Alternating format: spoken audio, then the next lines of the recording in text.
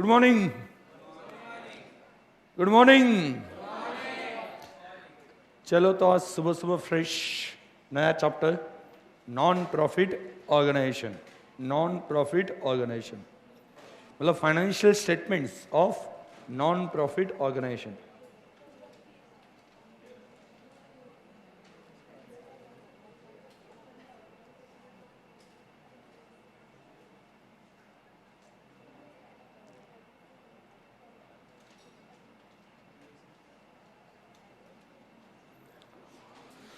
Financial statements of non profit organization, इसे हम बुलाएंगे NPO. NPO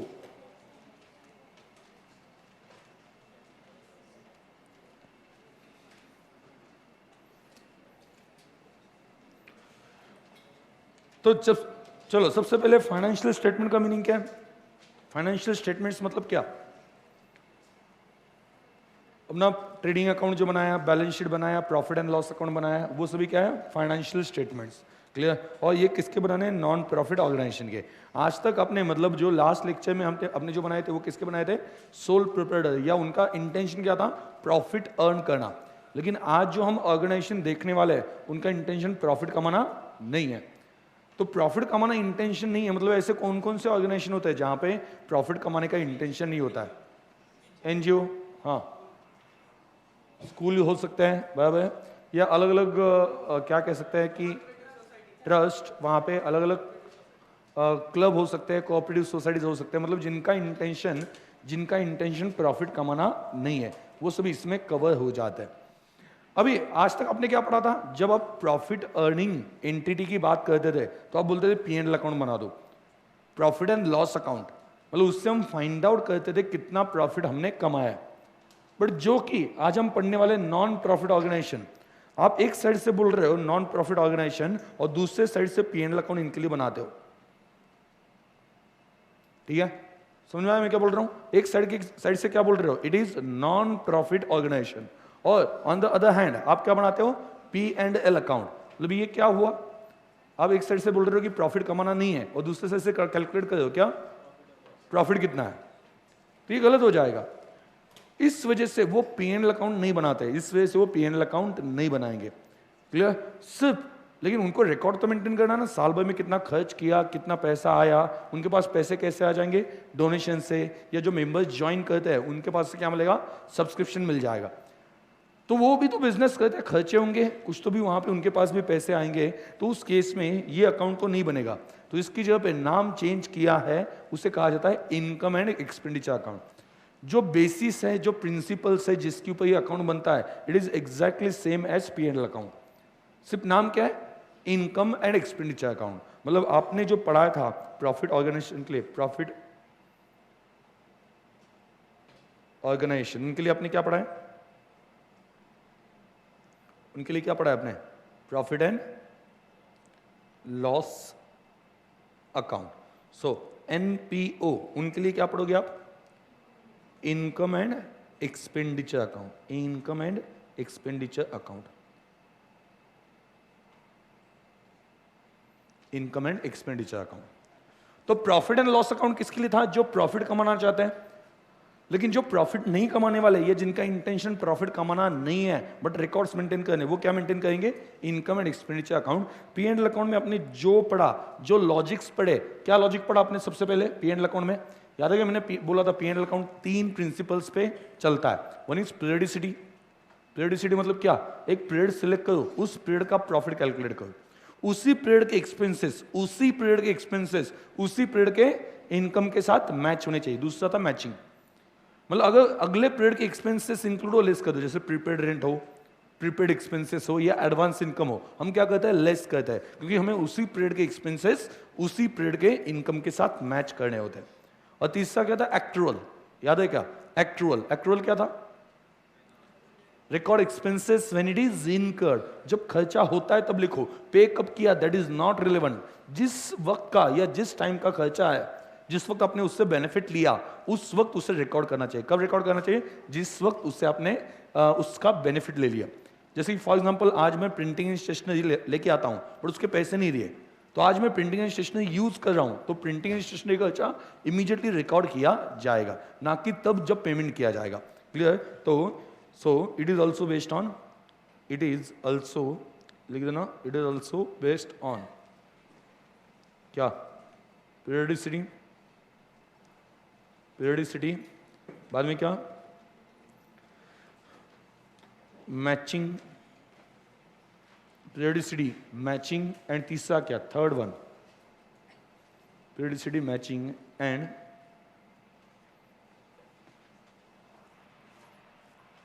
periodicity, matching and accrual principle. ये accrual concept, जैसे आपका पी&एल अकाउंट था वैसे ही क्या है? Income and expenditure.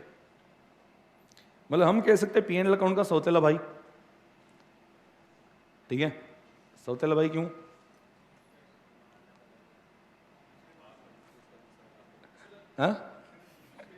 ऑर्गेनाइजेशन अलग है ना। पहले हम प्रॉफिट अर्निंग ऑर्गेनाइजेशन के लिए कमाते थे, बनाते थे, अभी ऑर्गेनाइजेशन चेंज हो गई और उस ऑर्गेनाइजेशन का ही है, दूसरे ऑर्गेनाइजेशन का है, सेम ऑर्गेनाइजेशन का नहीं है, बराबर ना? लेकिन उसके जैसा ही है, मतलब कंसेप्ट वगैरह सभी जो इसके जो पालनहार है वो तीनों ही है। कौन से? कौन से? Periodicity, matching and accrual. Clear? तो जो कंसेप्ट के ऊपर वो बना है, जिसकी वजह से ये बना है, वो सेम है, बट ऑर्गेनाइजेशन क्या है? डिफरेंट है, जहां पे ये बन रहा है। इस वजह से इसे क्या कहेंगे हम? सौतेला भाई। मतलब पी&एल अकाउंट का दूसरा नाम हम कह सकते हैं income and expenditure. Other words में इनकम एंड एक्सपेंडिचर अकाउंट में हमें प्रॉफिट कमाना हो तो पी&एल अकाउंट बनाते हैं, प्रॉफिट कमाने का इंटेंशन नहीं हो तो आप पी&एल अकाउंट मत बनाओ। पी&एल अकाउंट की जगह पे नाम क्या डाल दो? नाम क्या डाल दो? हाँ, इनकम एंड एक्सपेंडिचर अकाउंट। यहाँ पे जब हम यहाँ पे जो प्रॉफिट बुलाते थे ना, तो इनकम एंड एक्सपेंडिचर अकाउंट में profit will be treated as surplus, surplus कहा जाएगा, और लॉस को कहा जाएगा डेफिसिट। मतलब नाम ही यूज नहीं करना, प्रॉफिट एंड लॉस। मतलब एक सिंपल बात है, आप अगर बोल दो कि ये प्रॉफिट, नॉन प्रॉफिट ऑर्गेनाइजेशन है और प्रॉफिट कैलकुलेट कर दो, पी&एल अकाउंट बना रहे हो, तो लोग बोलेंगे हम क्या, हमारे यहाँ पे लिखा है क्या, हम क्या चिकिया है क्या? ओके, ऐसा वो बोलेंगे। मतलब आप बोलते हो कि ये नॉन प्रॉफिट ऑर्गेनाइजेशन है और इमीडिएटली अकाउंट हर साल बना के वो प्रॉफिट एंड लॉस अकाउंट से पी&एल अकाउंट, मतलब प्रॉफिट कैलकुलेट कर दो, लॉस कैलकुलेट कर दो, तो ये नहीं चलेगा। उसकी जगह पे क्या चाहिए? Income and expenditure. समझ आ गया? इनकम एंड एक्सपेंडिचर अकाउंट में ठीक है, मतलब पता है ना, निकनेम होता है, आपने कभी सुना है कि नहीं? इसका कोई गलत मीनिंग नहीं है। अगर कोई पागल हो तो उसे हम क्या बोलते हैं? इसका किसी भी वर्ड के साथ कोई कनेक्शन नहीं है, और आप अगर इसका कनेक्शन किसी वर्ड के साथ जोड़ते हो तो ये एक इत्तेफाक माना जाएगा। क्लियर? इसका किसी भी वर्ड के साथ कोई कनेक्शन नहीं। उस वर्ड का भी मीनिंग अच्छा ही है, बट लोग क्यों उसे गलत समझते पता नहीं है। ठीक है, क्या मीनिंग है? पागल। तो वैसे तो पागल हम ऐसे ही बुलाते ना, ठीक है, तो पता नहीं वो गलत क्यों समझाता है। ठीक है, चलो फिर से, profit and loss normal organisation में क्या होता है? Profit and loss account. उसकी जगह पे क्या बनाएंगे अभी हम? Income and expenditure account. Profit and loss account तीन प्रिंसिपल पे बनाता है, वन इज पीरियडिसिटी, दूसरा क्या? मैचिंग, तीसरा क्या? एक्रूअल। इनकम एंड एक्सपेंडिचर भी किस पे बनेगा? पीरियडिसिटी, दूसरा क्या? Matching and accrual. कोई चेंज नहीं है, बराबर। नाम क्या बोलेंगे? Profit will B profit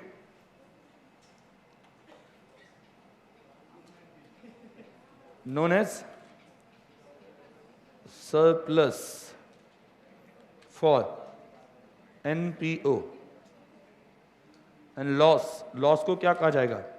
known as, बोलो, known as deficit, known as deficit, known as deficit।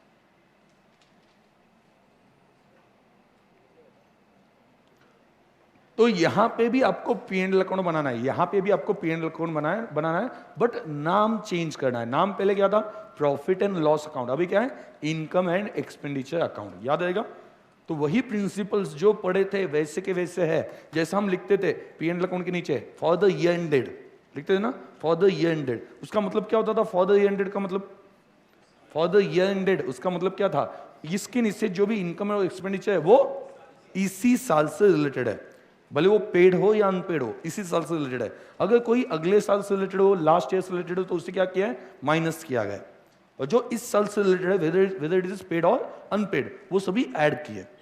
जो वो वर्ड का मैंने सिग्निफिकेंस आपको पी&एल अकाउंट के लिए पढ़ाया था, बताया था ना उस वक्त भी, ये जो लिखा होता है फॉर द ईयर एंडेड, मतलब क्लियरली इसके नीचे जो इनकम और एक्सपेंडिचर है वो उसी साल के आने चाहिए। क्लियर? तो अभी हम क्या बनाएंगे, पहला इनकम एंड एक्सपेंडिचर अकाउंट, दूसरा यहाँ पे क्या बनेगा, पहला ये हो गया फर्स्ट वन, दूसरा यहाँ पे होगा, दूसरा यहाँ पे होगा बैलेंस शीट।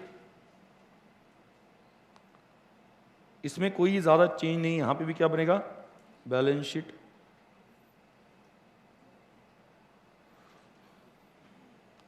सेम प्रिंसिपल्स पे बनाया जाता है, सेम प्रिंसिपल्स पे बनाया जाता है। एडिशनली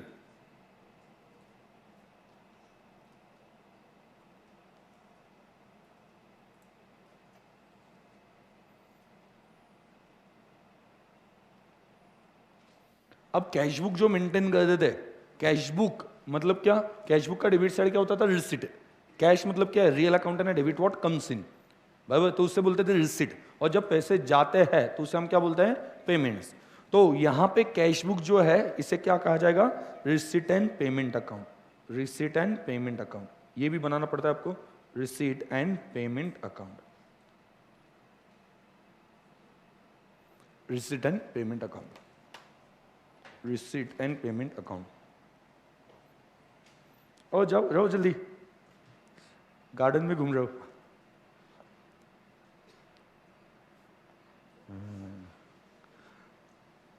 चलो, receipt and payment account done. अभी ध्यान देना, रिसिट एंड पेमेंट अकाउंट मतलब क्या, सिंपली जब कैश आएगी तो रिसिट साइड पे लिखेंगे, जब कैश जाएगी पेमेंट साइड पे लिख देंगे। इट डजंट मैटर कि ये पैसे कौन से साल से रिलेटेड है। जैसे फॉर एग्जांपल ये अकाउंट ये नहीं सोचता है कि ये खर्चा कब का है, सिर्फ पैसे आज दे रही है आज एंट्री कर दो, फर्क नहीं पड़ता कौन से साल का है, क्योंकि ये क्लियरली क्या है, रिसिट एंड पेमेंट, पैसे आ गए पैसे चले गए, इसमें पीरियड की कोई भी मतलब कनेक्शन नहीं है। जैसा पीएनएल अकाउंट में हम देखते हैं कि ये पर्टिकुलर पीरियड का है, इसी साल के खर्चे इसी साल के इनकम होनी चाहिए। रिसिट एंड पेमेंट अकाउंट क्या बोल रहे हैं, सिर्फ पैसे आ गए रिसिट गए पेमेंट्स, फर्क नहीं पड़ता है किससे किससे, कौन से साल के पैसे अभी गए, लास्ट ईयर के गए, इस साल के गए या नेक्स्ट ईयर के गए, कुछ भी फर्क नहीं पड़ता है। अगर पैसे आए गए कौन से भी साल से रिलेटेड हो, ओके, वो यहां पे रिफ्लेक्ट होंगे। अभी आपको जो क्वेश्चन आता है, क्वेश्चन क्या आता है, देखो आपको अपने 12th में अगर पढ़ा हो तो 12th में आपने कैसे पढ़ा था कि वो क्या करते थे, आपको रिसिट एंड पेमेंट अकाउंट देते थे, रिसिट एंड पेमेंट अकाउंट देते थे और एडिशनल इंफॉर्मेशन एडजस्टमेंट्स देते थे। क्या देते थे, रिसिट एंड पेमेंट अकाउंट और एडिशनल इंफॉर्मेशन, और बोलते थे इनकम एंड एक्सपेंडिचर अकाउंट बनाओ और बैलेंस शीट बनाओ। ये आपको जनरली इस टाइप के क्वेश्चन आते थे, करेक्ट है, ऐसे ही आते थे। अभी यहाँ पे ऐसे भी क्वेश्चन आ सकते हैं और क्वेश्चन उल्टा भी आ सकता है, रिवर्स, मतलब आपको इनकम एंड एक्सपेंडिचर अकाउंट दिया जाएगा, इनकम एंड एक्सपेंडिचर अकाउंट दिया जाएगा, उससे बोला जाएगा आप रिसिट एंड पेमेंट अकाउंट बनाओ। उल्टा भी यहां पे हो सकता है। जनरली 12th में जितना मैंने देखा है उसमें आपको इनकम एंड एक्सपेंडिचर देखिए रिसिट एंड पेमेंट बनाओ, ऐसा क्वेश्चन जनरली वहां पे एक्सपेक्टेड नहीं था, बराबर, आज तक कभी वो क्वेश्चन देखा नहीं है वहां पे। तो यहाँ पे किसी भी तरह से क्वेश्चन आ सकता है, कोई ट्विस्ट हो सकता है। और आपके कंसेप्ट क्लियर हो, अगर आप इनकम एंड एक्सपेंडिचर अकाउंट बना सकते हो रिसिट एंड पेमेंट से, तो आपने क्या बनाना चाहिए, income and sorry receipt and payment from income and expenditure account, ये भी बनाना आना चाहिए। तो सबसे पहले डिफरेंस देखते हैं, लिखो डिफरेंस, किसके बीच में डिफरेंस,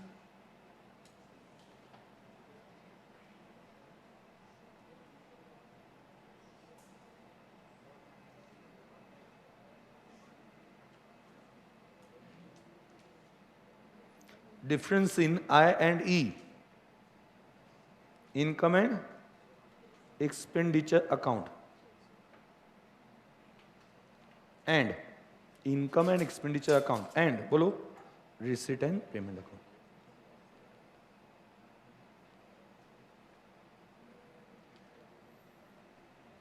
हाँ, ये जो है difference in income and expenditure account and receipt and payment account, अब ये जो अभी चल रहा है ना डिफरेंस, इसकी तरफ ज्यादा ध्यान देना, आगे कोई प्रॉब्लम नहीं आएगा, कुछ भी किससे बनाने के लिए बोला जाए आप इतना समझ लो कि कैसे बनाना है, ठीक है। तो चलो लिखो यहाँ पे income and expenditure account, I and E account, R and R I P नहीं, R and P account, receipt and payment account,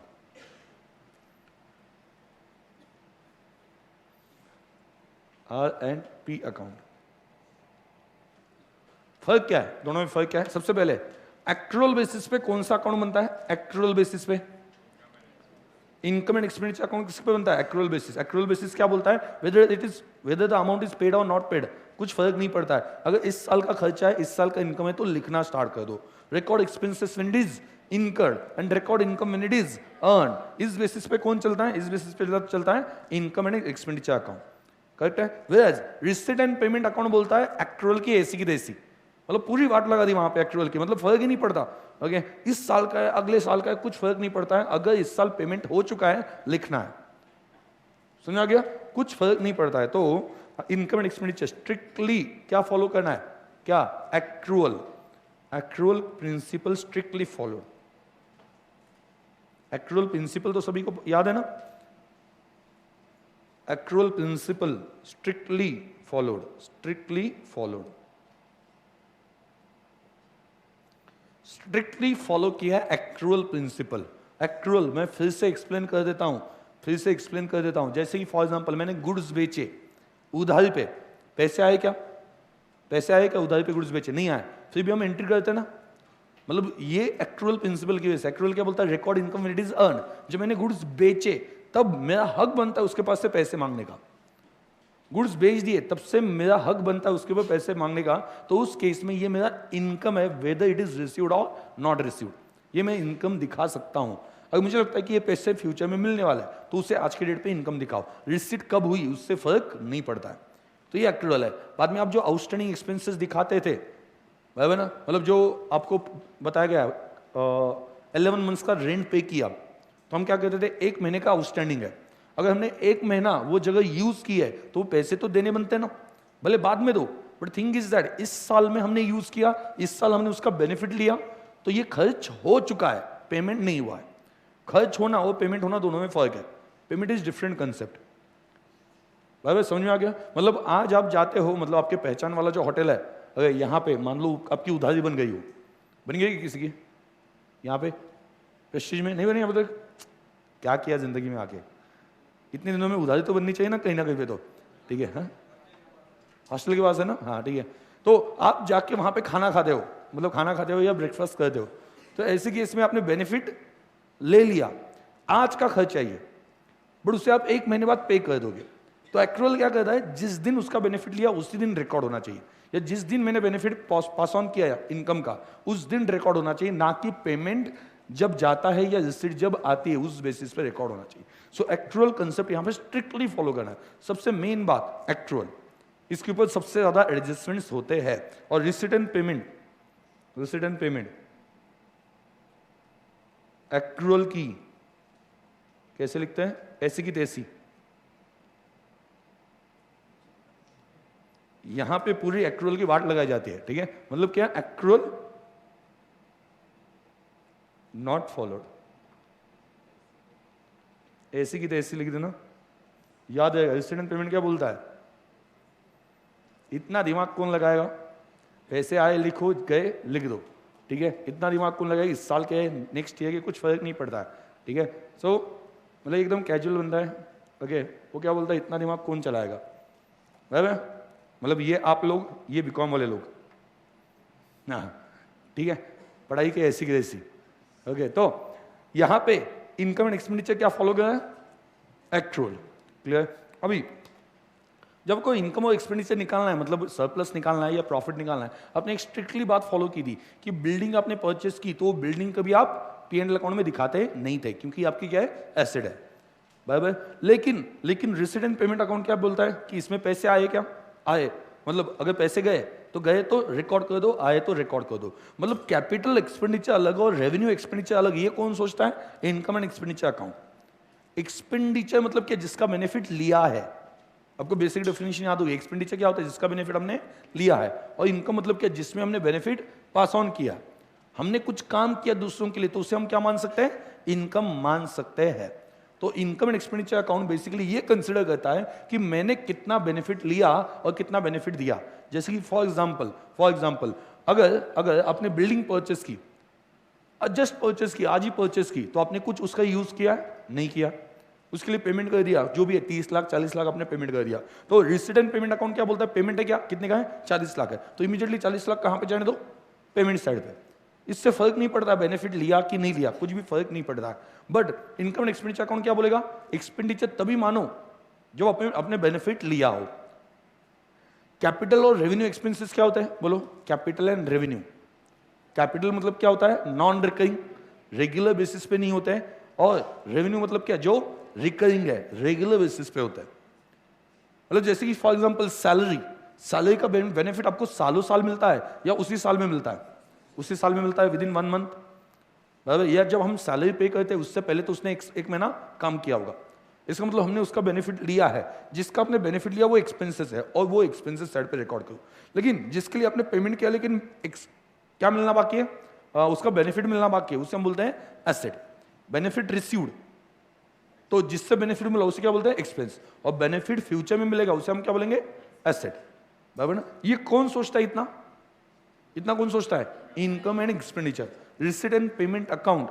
okay, once again, क्या, कैपिटल एंड रेवेन्यू की ऐसी की जैसी, फर्क नहीं पड़ता है, रिसीट हो डेबिट साइड, पेमेंट हो क्रेडिट साइड, फर्क नहीं पड़ता है किसका है रिसीट एंड पेमेंट। भले वो बिल्डिंग परचेस करने के लिए पेमेंट किया हो या भले वो सैलरी के लिए पेमेंट किया हो, सब कुछ एक जगह पे आ जाएगा। क्लियर, तो यहां पे लिख देना,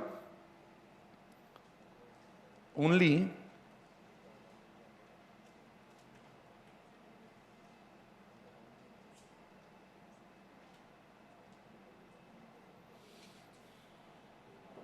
only revenue items, वहां पे expenses are recorded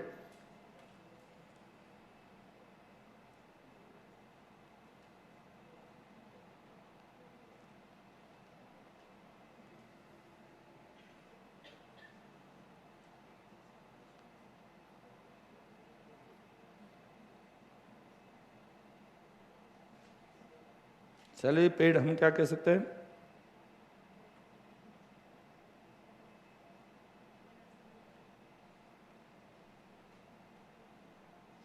debit of I and E, debit of I and E. और दूसरा क्या,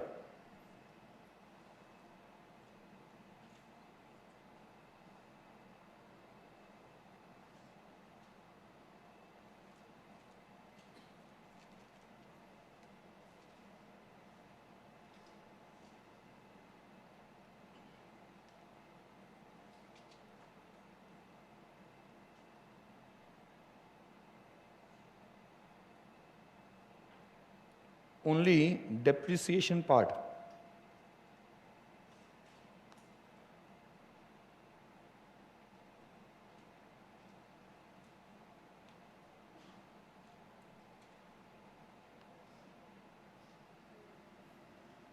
debited to I and E.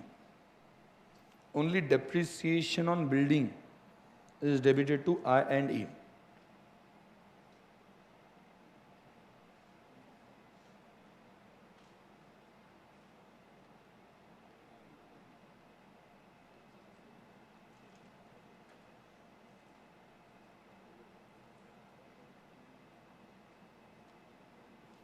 Irrespective of मतलब क्या, फर्क नहीं पड़ता है। इररिस्पेक्टिव ऑफ मतलब फर्क नहीं पड़ता है, किस बात से, किस बात से, वेदर इट इज, बोलो, वेदर इट इज कैपिटल और रेवेन्यू एक्सपेंडिचर।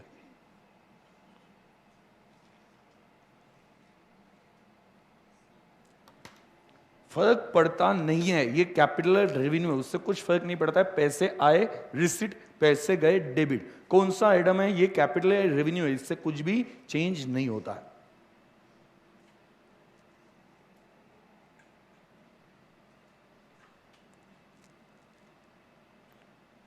जैसे कि फॉर एग्जाम्पल आपको अगर ऐसा दिया हो कि हमने, जैसे कि ये स्पोर्ट्स क्लब है, ये नॉन प्रॉफिट ऑर्गेनाइजेशन, ये क्या कहते हैं, स्पोर्ट्स क्लब है, मतलब यहाँ पे क्या किया जाता है, स्पोर्ट्स मटेरियल लाया जाता है, मेंबर्स जो है वो मेंबर्स ज्वाइन होते हैं, मेंबर्स फीस पे करते हैं और स्पोर्ट्स क्लब में खेलते हैं और चले जाते हैं, इस तरह से। तो इनको कंटिन्यूसली स्पोर्ट्स क्लब के लिए क्या चाहिए, स्पोर्ट्स मटेरियल परचेस करना पड़ेगा, स्पोर्ट्स मटेरियल परचेस करना पड़ेगा। अभी आप देखो, मुझे ये बताओ, रिसीट एंड पेमेंट अकाउंट में क्या लिखा जाएगा, स्पोर्ट्स मटेरियल से रिलेटेड, और इनकम एंड एक्सपेंडिचर अकाउंट में क्या लिखा जाएगा, स्पोर्ट्स मटेरियल से रिलेटेड। क्या लिखा जाएगा, स्पोर्ट्स मटेरियल परचेस्ड, कैसे, अगर कैश पे परचेस किया हो या उसके लिए बाद में पेमेंट किया हो, या तो कैश पे परचेस किया स्पोर्ट्स मटेरियल या उसके लिए बाद में पेमेंट किया हो, तो वो कहां पे जाएगा? पेमेंट साइड पे। लेकिन इन एक्सपेंडिचर साइड पे क्या आएगा? हाँ, वो ईयर जो कंज्यूम किया, वो ईयर में जो यूज किया, जिसका आपने बेनिफिट लिया। सो यहां पे अगर आप देखते हो तो इनकम एंड एक्सपेंडिचर अकाउंट में क्या आएगा? Sports material consumed expenditure side में, क्योंकि उसका आपने बेनिफिट लिया है। बट अगर आप आरएनपी मतलब रिसीडेंट पेमेंट अकाउंट में जाते हो तो वहां पे क्या आएगा? स्पोर्ट्स मटेरियल के लिए कितना पेमेंट किया है। फर्क नहीं पड़ता है कितना यूज किया, कितना इस साल लिया था, सिर्फ इस साल कितना पेमेंट गया उतना रिकॉर्ड होता है। कहां पे? रिसीडेंट पेमेंट अकाउंट में रिकॉर्ड होता है।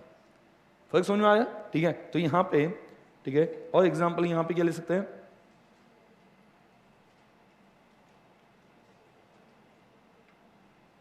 तो एग्जांपल ले देना।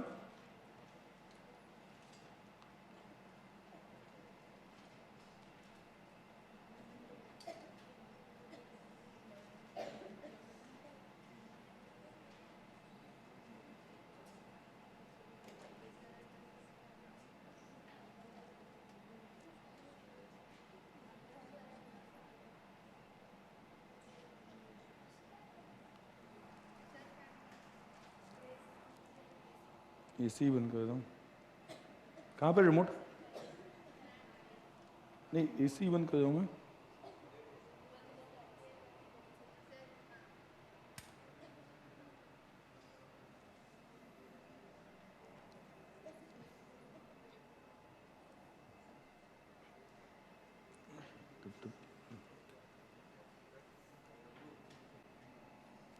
Sports material consumed is recorded here on debit of whereas payment for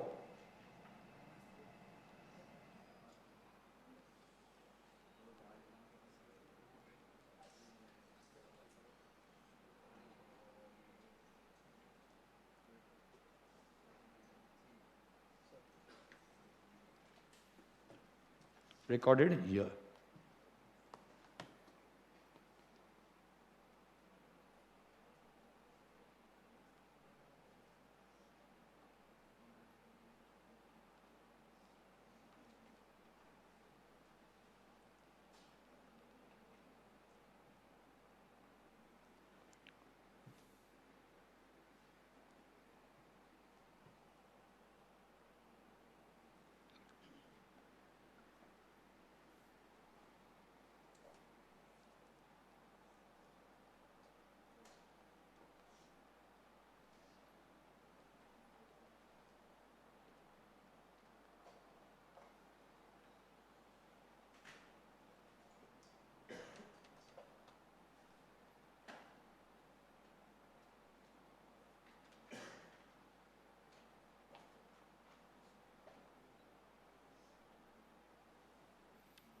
it records income and expenditure of current year only. इस वजह से क्या होता है? एडवांस इनकम और क्या?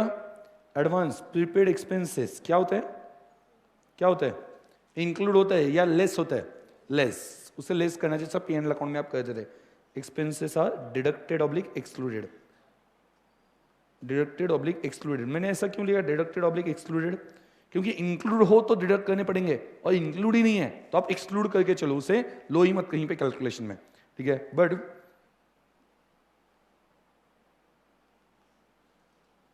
it records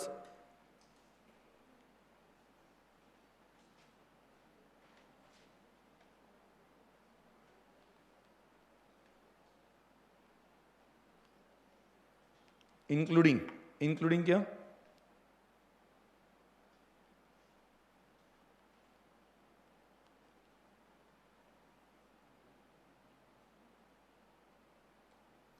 advance income and prepaid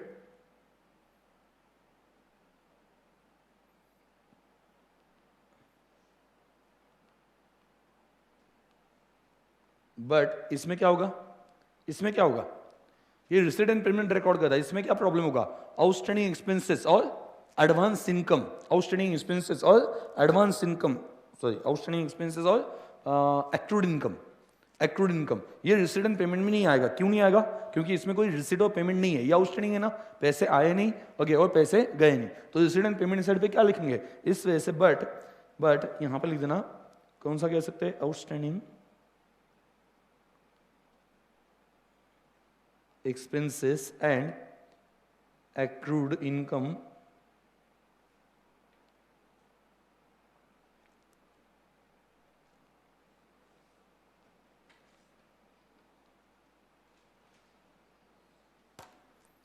oblique deducted. मतलब exactly उल्टा हो गया ना। ये आपको इनकम एंड एक्सपेंडिचर अकाउंट क्या बोल रहा था, इंक्लूड करो क्या, आउटस्टैंडिंग और एक्रूड इनकम ये सभी इंक्लूड कर दो, ऐसा बोल रहा था, क्योंकि वो पीरियडिसिटी बेसिस पे बन रहा था, मैचिंग बेसिस पे बन रहा था, तो सब इंक्लूड करो। लेकिन यहाँ पे दूसरा क्या बोल रहा है कि नहीं, आप भले अगले साल के हो, भले लास्ट ईयर के हो, मतलब क्या कि रिसीडेंट पेमेंट जो है वो इंक्लूड कर दो ओके, और आउटस्टैंडिंग और एक्रूड इंक्लूड मत करो रिसीडेंट पेमेंट में, क्योंकि उसमें कोई रिसीट और पेमेंट नहीं है, because there is no resident payment. इसके नीचे लिख सकते हो क्यों ये एक्सक्लूड करना है, because there is no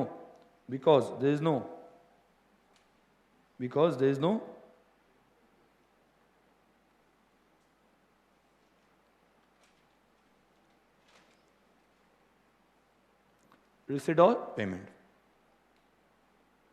receipt और पेमेंट।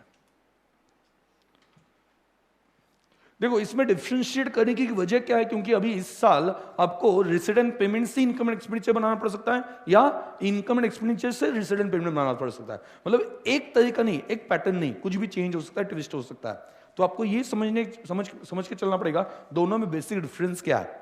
मतलब जैसे कि फॉर एग्जाम्पल आपको बोला गया है, अभी ध्यान देना, ठीक से सुनना, आपको बोला गया है इनकम एंड एक्सपेंडिचर अकाउंट से रेसिडेंट पेमेंट अकाउंट बनाओ। जैसे कि आपको 12th में ये पूछा नहीं जाता था, इनकम एंड एक्सपेंडिचर अकाउंट से रेसिडेंट पेमेंट अकाउंट बनाओ, ऐसा उन्होंने बोला। तो इसका मतलब क्या है, आपको समझना पड़ेगा इनकम एंड एक्सपेंडिचर अकाउंट में प्रॉब्लम क्या थे जो रेसिडेंट पेमेंट में नहीं आने चाहिए थे। तो सबसे पहला क्या था, इनकम एंड एक्सपेंडिचर ऐसे खर्चे इंक्लूड करता था जो पे भी नहीं किए, और ऐसे इनकम इंक्लूड करता था जो अभी तक रिसीव हुआ भी नहीं। तो अगर मुझे रेसिडेंट पेमेंट अकाउंट में लिखना हो तो क्या करना पड़ेगा, वो लेस करने पड़ेंगे। समझ आया क्या, ऐसे इनकम जो रिसीव ही नहीं हुए वो रिसीट साइड पे आने चाहिए क्या, नहीं आने चाहिए, और ऐसे एक्सपेंसेस जो अभी तक पे नहीं हुए वो पेमेंट साइड पे आने चाहिए क्या, नहीं, तो वो लेस करने पड़ेंगे, तब जाके मुझे सही रेसिडेंट पेमेंट पता चलेगा। और दूसरा प्रॉब्लम क्या था, इनकम एंड एक्सपेंडिचर क्या इंक्लूड नहीं करता था, जो एडवांस रिसीट्स है और जो क्या एडवांस रिसीट्स है ओके, और जो एडवांस पेमेंट्स है, मतलब प्रीपेड रेंट हो गया, वो इंक्लूड कहां पे किया था, इनकम एंड एक्सपेंडिचर अकाउंट में क्या किया है, ओनली यहां पे लिखा हुआ है ना, it records expenses of current year, इस वजह से advance income prepaid expenses deducted और एक्सक्लूडेड, ये एक्सक्लूड किया है। तो मुझे रेसिडेंट पेमेंट अकाउंट में जाना हो तो सबसे पहले क्या करना पड़ेगा, एडवांस इनकम ऐड करना पड़ेगा। मतलब यहां पे उल्टा होगा, आउटस्टैंडिंग क्या किया हमने, इनकम एंड एक्सपेंडिचर अकाउंट का बैलेंस दिया है, इनकम एंड एक्सपेंडिचर अकाउंट दिख रहा है, उसमें दिख रहा है सब्सक्रिप्शन, उसमें जो आउटस्टैंडिंग सब्सक्रिप्शन ऑलरेडी ऐड हो गया, अगर इनकम एंड एक्सपेंडिचर अकाउंट में दिख रहा है तो मैं क्या करूंगा, सबसे पहले लेस, क्योंकि उसमें कोई रिसिट नहीं है, लोगों ने जो सब्सक्रिप्शन दी या देने वाले हैं सभी इंक्लूड है, तो उसमें से मैं एक लेस क्या करने वाला हूं, जो अभी तक आउटस्टैंडिंग है, क्या है आउटस्टैंडिंग है, वो मैं लेस कर दूंगा। दूसरा क्या करूंगा, उसमें जो एडवांस में आ गई, एडवांस में रिसीट आ गई, वो इंक्लूड नहीं होगी इनकम एंड एक्सपेंडिचर में, तो मैं क्या कर दूंगा, उसे ऐड। तो मुझे सही मायने में क्या मिलेगा, रिसीट, और रिसीट कहां पे लिख दूंगा, रिसीट साइड पे वहां पे जाके लिख दूंगा। तो मुझे ये करेक्शन करना पड़ेगा। बट आप उल्टा सोचते हो मतलब क्या, रिसीट एंड पेमेंट से इनकम एंड एक्सपेंडिचर में आना होगा, तो आपको सोचना पड़ेगा रिसीट एंड पेमेंट में क्या इंक्लूड होगा रिसीट साइड पे, क्या इस साल का जो आउटस्टैंडिंग है वो इंक्लूड होगा, हाँ है ना, सभी लोग बोलो, इस साल का जो आउटस्टैंडिंग है वो इंक्लूड होगा, नहीं होगा। इस साल जो एडवांस मिला अगले साल का वो इंक्लूड होगा, यस, लेकिन ये इनकम एंड एक्सपेंडिचर अकाउंट में लिखना है क्या, नहीं, तो मैं वो अमाउंट कैरी फॉरवर्ड कर दूंगा इनकम एंड एक्सपेंडिचर में। मैं इमीडिएटली क्या करूंगा, जो एडवांस है वो लेस, इनकम एंड एक्सपेंडिचर में नहीं चाहिए, इसी साल का चाहिए ना, और जो एडवांस है वो लेस, और आउटस्टैंडिंग जो है वो ऐड कर दूंगा, तब जाके मुझे इनकम एंड एक्सपेंडिचर अकाउंट का बैलेंस पता चलेगा। समझ में मैं क्या बोल रहा हूं, करेक्ट है। तो इस तरह से मुझे चेंजेस करने पड़ेंगे बाद में आपको क्या, जैसे कि इनकम एंड एक्सपेंडिचर अकाउंट से रिसीडेंट पेमेंट अकाउंट बनाया, तो इनकम एंड एक्सपेंडिचर अकाउंट में कभी भी ये पता नहीं चलेगा कि इस साल कितना आपने बिल्डिंग या कितने की आपने बिल्डिंग मशीनरी परचेज किए, कुछ पता नहीं चलेगा। मशीनरी मतलब कोई ऐसे फर्नीचर हो गया, वो पता नहीं चलेगा, क्लियर। तो उस केस में आप अगर एक्सपेंडिचर साइड पे देखते हो तो उसका डिप्रिसिएशन पता होता है कि डिप्रिसिएशन 10% है, बट पेमेंट कितना दिया होगा, 10% दिया होगा या 100%। मैंने जब फर्नीचर परचेस किया तो पेमेंट कितना किया होगा, 10% या 100%, 100% ना, तो पेमेंट साइड पे कितना आना चाहिए, 100% आना चाहिए। तो नीचे एडजस्टमेंट में आपको बताया होता है कि इस साल कितना फर्नीचर परचेस किया, ओके, या वो जो depreciation that is 10% of total value, तो मैं 10% से 100% निकाल सकता हूं। ऐसा कुछ करके मुझे टोटल पेमेंट निकालना पड़ेगा, और टोटल पेमेंट कहां पे लिखना पड़ेगा, फर्नीचर सॉरी कहां पे लिखना पड़ेगा, पेमेंट साइड पे। मतलब अगर यहां पे ध्यान दो, 10,000 उसका डिप्रिसिएशन है, इस साल जो एसेट परचेस की थी, फर्नीचर परचेस किया, 10,000 डिप्रिसिएशन है, ये कहां पे दिखाई देगा, एक एक्सपेंडिचर साइड पे। लेकिन पेमेंट साइड पे कितना दिखना चाहिए, 1 लाख, कितना दिखना चाहिए, 1 लाख, पेमेंट साइड पे कितना दिखना चाहिए, 1 लाख। समझ में आया? तो ये चेंजेस करते आप जाते हो तो किसी से भी कुछ भी बना सकते हो। आपको अगर बेसिक वो अकाउंट किस प्रिंसिपल्स पे बना है वो अगर दिमाग में फिट है तो आपको वो कुछ भी पूछ ले कोई फर्क नहीं पड़ेगा। ठीक है, आज तक मुझे जितना पता है आपने कैसे किया है ये भी मुझे पता है कि वो जो सब्सक्रिप्शन का फॉर्मेट है वो एडलेस वाला बहुत से लोग याद कर लेते हैं, ये ऐड होता है, ये लेस होता है, बराबर, ये याद किया जाता है, ये याद किया जाता है, बट अभी याद करने का कोई सेंस नहीं बनता है क्योंकि क्वेश्चन टिपिकल पैटर्न में नहीं आते हैं एग्जाम में। क्वेश्चन कुछ भी ट्विस्ट किया जा सकता है। अगर आपकी कंसेप्ट क्लियर हो तो वहां पे आप सोच सकते हो कि ये इनकम एंड एक्सपेंडिचर में आना चाहिए कि नहीं आना चाहिए, या ये इनकम एंड एक्सपेंडिचर अकाउंट से रिसीडेंट पेमेंट में कैसे जाएगा।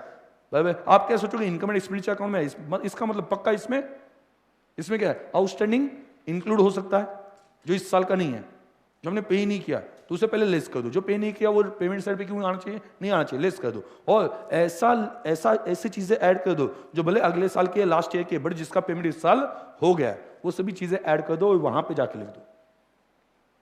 मतलब कुछ भी पूछ ले आपके कंसेप्ट क्लियर होने चाहिए, आप वहां पे आंसर दे सकते हो। तो चलो फिर से बोलो मुझे क्या डिफरेंस है, इनकम एंड एक्सपेंडिचर अकाउंट किससे सिमिलर है, similar to which account, P&L account. सभी लोग आवाज आनी चाहिए, income and expenditure account similar to P&L account and receipt and payment account similar to cash book. Clear? अभी इनकम एंड एक्सपेंडिचर अकाउंट कौन सा प्रिंसिपल फॉलो करता है, एक्रूअल, ओके, और रिसीट एंड पेमेंट अकाउंट क्या बोलता है, एक्रूअल की ऐसी की तैसी, फर्क नहीं पड़ता है खर्चा कब का है, कुछ भी फर्क नहीं पड़ता है, रिसीट है रिकॉर्ड कर दो, पेमेंट है रिकॉर्ड कर दो, सोचना ही नहीं है कौन से साल का है, सिर्फ रिसीट एंड पेमेंट चाहिए। मतलब सबसे आसान कौन सा अकाउंट है आपको क्या लगता है, receipt and payment account comparison में आसान है, क्यों, क्योंकि इसमें दिमाग नहीं लगाना है, पैसे आए डेबिट, पैसे गए क्रेडिट, कौन से साल का है कुछ फर्क नहीं पड़ता है, भले वो बिल्डिंग का है या सैलरी का है कुछ फर्क नहीं पड़ता है। ये बहुत कंपैरिजन में आसान अकाउंट है। बट जब आप स्विच करते हो एक अकाउंट से दूसरा अकाउंट बनाते हो तो उस वक्त आपको कोई भी अकाउंट बनाना पड़े सोचना ही पड़ता है, क्योंकि इनकम एंड एक्सपेंडिचर से रिसीट एंड पेमेंट में जाते हो तो क्या सोचना पड़ता है, इनकम एंड एक्सपेंडिचर में क्या इंक्लूड है, आउटस्टैंडिंग इंक्लूड है, बराबर, बाद में वहां पे क्या कह सकते हैं एडवांस जो है वो इंक्लूड नहीं, तो उसे एडजस्ट करके मुझे रिसीट एंड पेमेंट पे जाना पड़ेगा, और रिसीट एंड पेमेंट से इनकम एंड एक्सपेंडिचर में आना हो तो इसमें एडवांस इंक्लूड होगा, उसे लेस करना पड़ेगा। क्लियर? और आउटस्टैंडिंग वाला पार्ट क्या करना पड़ेगा, ऐड करना पड़ेगा। मतलब मुझे किसी अकाउंट से किसी अकाउंट पे स्विच करना हो तो मुझे सोचना तो उतना ही पड़ता है, but basically receipt and payment account ये बहुत आसान है, क्योंकि उसमें आपको सोचने के लिए नहीं बोला, उसमें क्या बोला है, अगर इस साल रिसीट है तो डेबिट और पेमेंट है तो क्रेडिट, किस साल से रिलेटेड है, मतलब लास्ट ईयर का सब्सक्रिप्शन अभी मिला तो हम इनकम एंड एक्सपेंडिचर अकाउंट में सोचते बैठते हैं ये लास्ट ईयर का है, इसे लेना है क्या, लेना है कि इनकम में लास्ट ईयर का भी मिला है, लेना है कि इसे नहीं लेना है, इनकम एंड एक्सपेंडिचर का। रिसीट एंड पेमेंट क्या बोलता है, रिसीट है, रिसीट है हाँ तो ले लो, बाकी कुछ सोचना ही नहीं वहां पे। क्लियर? समझ में आया? तो आपको दोनों में से कोई भी पूछा जा सकता है, रिसीट एंड पेमेंट से इनकम एंड एक्सपेंडिचर या इनकम एंड एक्सपेंडिचर से रिसीट एंड पेमेंट, अभी इस लेवल पे। और वो आपको मुझे लगता है कि directly income and expenditure account बनाओ पूछेंगे नहीं, क्योंकि आप वो 12th में प्रैक्टिस करके मैक्सिमम स्टूडेंट्स उसे आ चुके हैं, तो वैसा क्वेश्चन मेरे हिसाब से नहीं पूछा जाएगा। मतलब जो रेगुलर पैटर्न वाले क्वेश्चन है वो नहीं पूछे जाएंगे, कुछ तो भी अलग ही पूछेंगे ना वो, इस साल अगर पूछना है तो क्या पूछेंगे वो, अभी इनकम एंड एक्सपेंडिचर से रिसीट एंड पेमेंट अकाउंट बना के दिखाओ, उल्टा पूछ लेंगे। करेक्ट है? तो ये हो सकता है। बाद में आगे रेवेन्यू एक्सपेंडिचर कहां पर रिकॉर्ड होते हैं, सिर्फ रेवेन्यू, कैपिटल रिकॉर्ड नहीं होता, ऐसा कहां पे होता है, इनकम एंड एक्सपेंडिचर, बराबर, बट क्या रिसीट एंड पेमेंट में क्या रिकॉर्ड होता है, रेवेन्यू और capital, whether it is revenue और कैपिटल, फर्क नहीं पड़ता। क्लियर? आगे वेदर इट इज कैपिटल और रेवेन्यू, रिसीट एंड पेमेंट है तो लिख दिया। आगे जैसे कि यहां पे क्या, बिल्डिंग परचेस कहां पे जाएगी, बैलेंस शीट में, और उसका डिप्रिसिएशन कहां पे आएगा, इनकम एंड एक्सपेंडिचर। हम क्लासिफाई करते हैं इस साल कितना यूज किया, जैसे कि कोई आप फर्नीचर परचेस करते हैं उसकी 10 साल लाइफ है, तो हम क्या सोचते हैं इस साल कितना बेनिफिट लिया, 1 ईयर, तो 1/10 मतलब 10%, तो 10% डिप्रिसिएशन कहां पे लिखते हैं, एक्सपेंडिचर साइड पे, जितना बेनिफिट लिया। But receipt and payment side पे क्या लिखा जाता है, फर्क नहीं पड़ता है, सिर्फ पेमेंट है ना, पेमेंट पूरा दिखा दो। आगे आगे another example, sports material consumed कहां पे लिखा जाएगा, एक्सपेंडिचर में, इनकम एंड एक्सपेंडिचर अकाउंट में कंज्यूम लिखा जाएगा, बट उसका पेमेंट कहां पे लिखा जाएगा, पूरा पेमेंट रिसीट एंड पेमेंट। अभी इसमें कौन सा पेमेंट में कौन सा हो सकता है, पेमेंट में क्या हो सकता है, लास्ट ईयर का जो उनका पेंडिंग था वो भी आ सकता है, इस साल का जो था वो भी आ सकता है, और अगले साल का जो मतलब क्या कि एडवांस है वो भी इसमें इंक्लूड हो सकता है पेमेंट साइड पे। क्लियर, उससे कुछ फर्क नहीं पड़ता। आगे it records income and expenditure of current year, कौन बोलो, इनकम एंड एक्सपेंडिचर को सिर्फ करंट ईयर का चाहिए, इस वजह से वो क्या एक्सक्लूड करता है, क्या एक्सक्लूड करता है, एडवांस और प्रीपेड, ये वाली बातें एक्सक्लूड की जाएगी। क्लियर, लेकिन रिसीट एंड पेमेंट क्या करता है, बोलो रिसीट एंड पेमेंट क्या करता है, it records receipt and payment irrespective of year, कुछ फर्क नहीं पड़ता है। तो इसमें एडवांस इनकम आता है, ओके, और क्या आता है, प्रीपेड, ये सभी आते हैं, बट क्या नहीं आता है, आउटस्टैंडिंग और एक्रूड, ये आइटम्स नहीं आते जो रिसीट या पेमेंट नहीं हुए। क्लियर, कोई डाउट है, समझा दोनों में फर्क, बेसिक यही है, मतलब बेसिक सबसे बड़ा यही है, बाकी तो एडजस्टमेंट इसके ऊपर डिपेंडेंट है, बाकी सभी एडजस्टमेंट इसके ऊपर डिपेंडेंट है। जैसे फॉर एग्जांपल आपको बोला गया सब्सक्रिप्शन आपको इनकम साइड पे लिखना है, अब समझो जो क्लब है, जो मतलब हम एनजीओ है, वो क्या है, उसमें मेंबर्स है, मेंबर्स ईयरली कुछ पेमेंट करता है, तो उसे हम क्या बोलते हैं, सब्सक्रिप्शन बोलते हैं। तो ये सब्सक्रिप्शन का हम क्या करें, सब्सक्रिप्शन का ट्रीटमेंट हम क्या करें, तो सब्सक्रिप्शन में क्या हो सकता है, देखो मेंबर्स क्या किया, लास्ट ईयर की जो है वो सब्सक्रिप्शन उनसे पेंडिंग है, हम इमीडिएटली उनको निकाल तो नहीं सकते, बराबर, वो 2-3 महीने बाद पे कर देंगे, कोई टेंशन वाली बात नहीं है। तो उस केस में लास्ट ईयर का आउटस्टैंडिंग हो सकता है, बराबर, इस साल कुछ उन्होंने पे किया, कुछ लोगों का आउटस्टैंडिंग है, कुछ लोग आ गए और उन्होंने बोला इस साल का भी ले लो, अगले साल का भी ले लो, ऐसा हो सकता है। तो मुझे अगर इनकम साइड पे लिखना है सब्सक्रिप्शन, तो मैं क्या क्या करूं, तो पहले तो सब्सक्रिप्शन रिसीव्ड आपको बताया जाता है प्रॉब्लम है, और सब्सक्रिप्शन रिसीव्ड है, लास्ट ईयर का आउटस्टैंडिंग जो इस साल रिसीव हुआ वो रिसीव्ड में इंक्लूड है ना, तो उसे क्या करना चाहिए, माइनस करना चाहिए, उसे क्या करना चाहिए, माइनस करना चाहिए। बाद में इस साल का आउटस्टैंडिंग जो अभी तक मिला ही नहीं है, वो रिसीव्ड में आया नहीं ना, तो क्या करना चाहिए, ऐड करना चाहिए। क्यों, क्योंकि हम कहां पे लिखने वाले, इनकम में लिखने वाले। नेक्स्ट ईयर का एडवांस ये रिसीट में इंक्लूड होगा, रिसीट में होगा, मतलब इनकम में इंक्लूड नहीं करना है, बट रिसीट में होगा, तो रिसीट से क्या करो, माइनस करो, बराबर।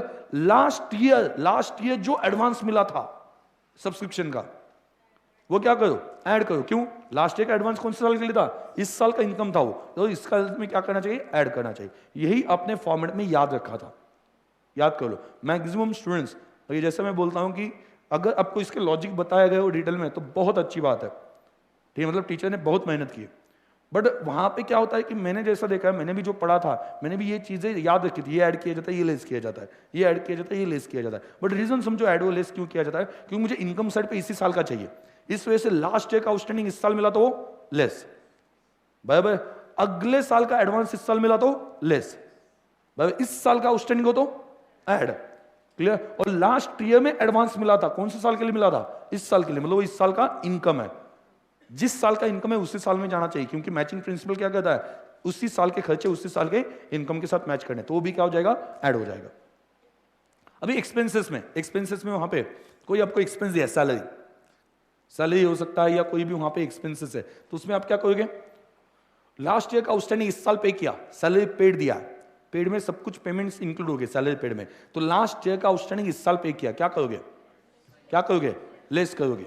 इस साल का आउटस्टैंडिंग क्या करोगे, ऐड करोगे। अगले साल का एडवांस दिया है, माइनस करोगे, अगले साल का है ना, अगले साल का एडवांस दिया है, माइनस करोगे, ठीक है। और चौथा वहां पे क्या हो सकता है, लास्ट ईयर में एडवांस देकर रखा था, ऐड कर दोगे, बराबर ना। मतलब ये लॉजिक पे आपको क्या करना है, इनकम एंड एक्सपेंडिचर अकाउंट बनाना है। अभी आप देखो, चलो शिफ्ट हो जाओ कहां पे, रिसीट एंड पेमेंट पे, वही सेम एडजस्टमेंट, सभी आइटम सभी सेम, लेकिन आपको इनकम एंड एक्सपेंडिचर अकाउंट दिया होगा और उसमें बोला होगा, इनकम एंड एक्सपेंडिचर अकाउंट में आपको बोला गया होगा कि इस साल का सब्सक्रिप्शन का इनकम, रिसीट नहीं, इनकम साइड पे क्या होगा, इनकम रिसीट नहीं, जितना इनकम है उतना रिसीट होना ही चाहिए, ऐसा नेसेसरी नहीं है, कुछ बाद में भी पैसे मिल सकते हैं। तो इस साल का इनकम सब्सक्रिप्शन का जो है वो वहां पे पर्टिकुलर अमाउंट दिया, मान लो 5 लाख, और नीचे एडजस्टमेंट्स दिए जाते हैं। एडजस्टमेंट्स क्या दिए जाते हैं, इनकम एंड एक्सपेंडिचर दिया, नीचे एडजस्टमेंट दिए, एडजस्टमेंट में दिया लास्ट ईयर का जो एडवांस है, सॉरी लास्ट ईयर का जो आउटस्टैंडिंग है, वो इस साल रिसीव हुआ, आप क्या करोगे?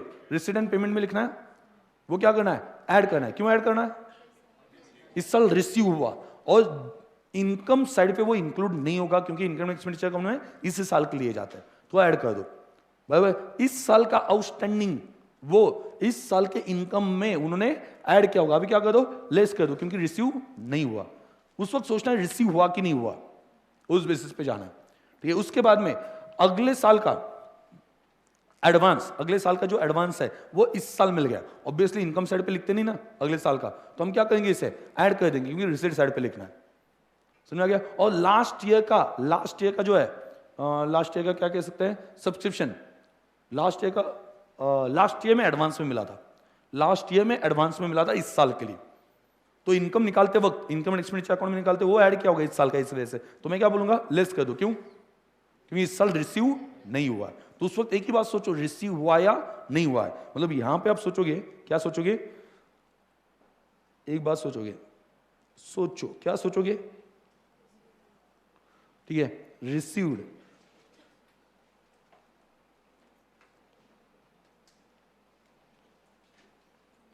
रिसीट या पेमेंट,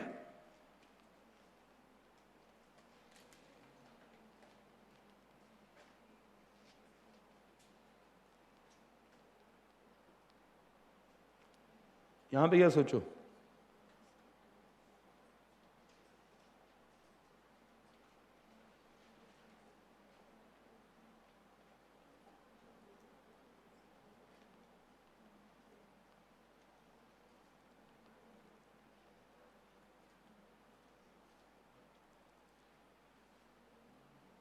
इस साल के है या नहीं है, या इस साल से रिलेटेड है या नहीं है।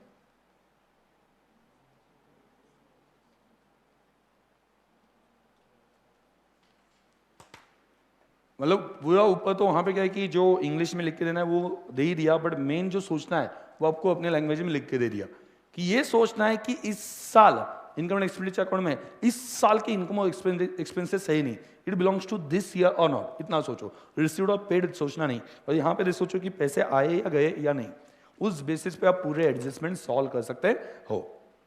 क्लियर? कोई डाउट? पक्का समझ में आ गया? What is income and expenditure and receipt and payment, दोनों में कंसेप्चुअल डिफरेंस क्या है? पक्का समझ में आ गया? कोई डाउट है इसमें? कुछ पूछना है? दोनों में फर्क क्या है, ये समझ में आ गया सभी को? ये दोनों में फर्क है समझना है, क्योंकि मैक्सिमम टाइम आपको क्या करना है, या तो इनकम एंड एक्सपेंडिचर से रिसीट एंड पेमेंट करना है, या फिर रिसीट एंड पेमेंट से इनकम एंड एक्सपेंडिचर अकाउंट बनाना है। तो उस केस में आपको ये समझ में आना ही चाहिए, इसकी तरफ ध्यान देना ही चाहिए, दोनों में डिफरेंस क्या है। क्लियर? क्योंकि एक का बेस यूज करके ही दूसरा बनाएंगे, तो आपको जो बेस यूज कर रहे उसमें क्या सोच लेके वो बनाया था वो पता होना चाहिए। क्लियर? अभी कौन कौन से कॉमन एडजस्टमेंट्स आते हैं? कॉमन एडजस्टमेंट्स बोलो।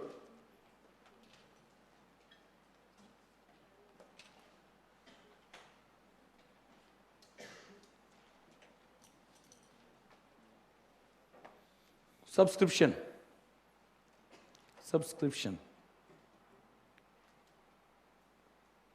सब्सक्रिप्शन, इनकम फॉर एनपीओ, ये क्या है? Income for NPO.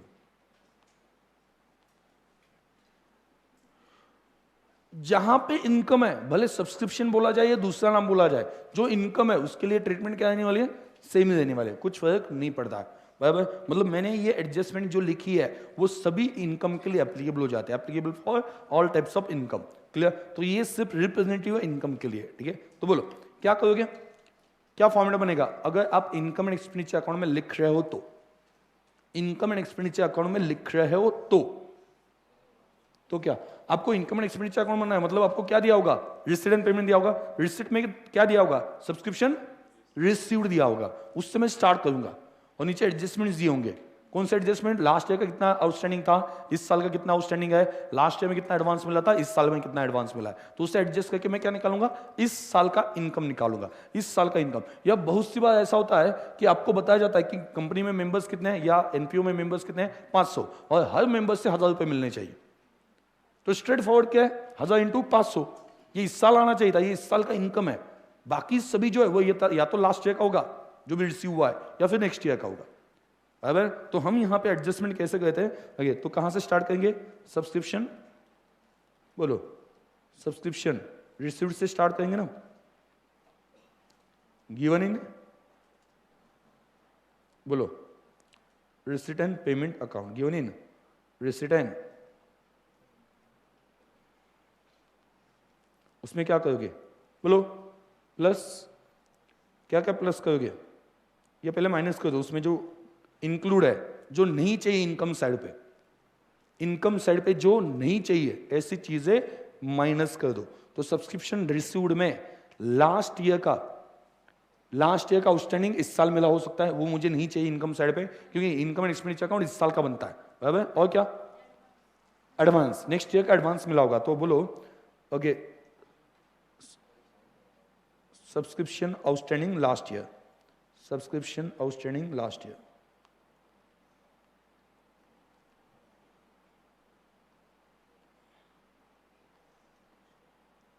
Plus,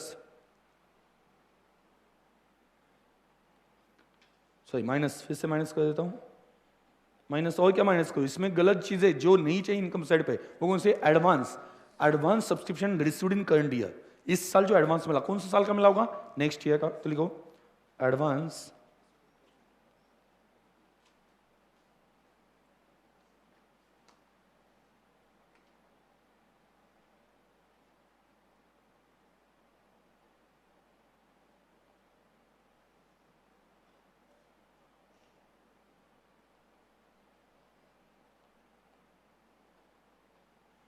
plus, बोलो,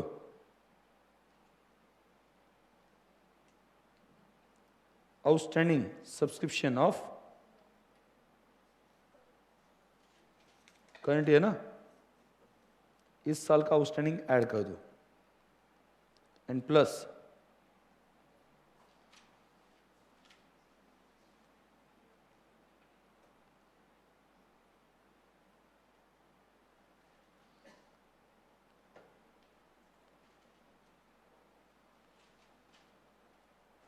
तो क्या मिलेगा? सब्सक्रिप्शन इनकम ऑफ, बोलो,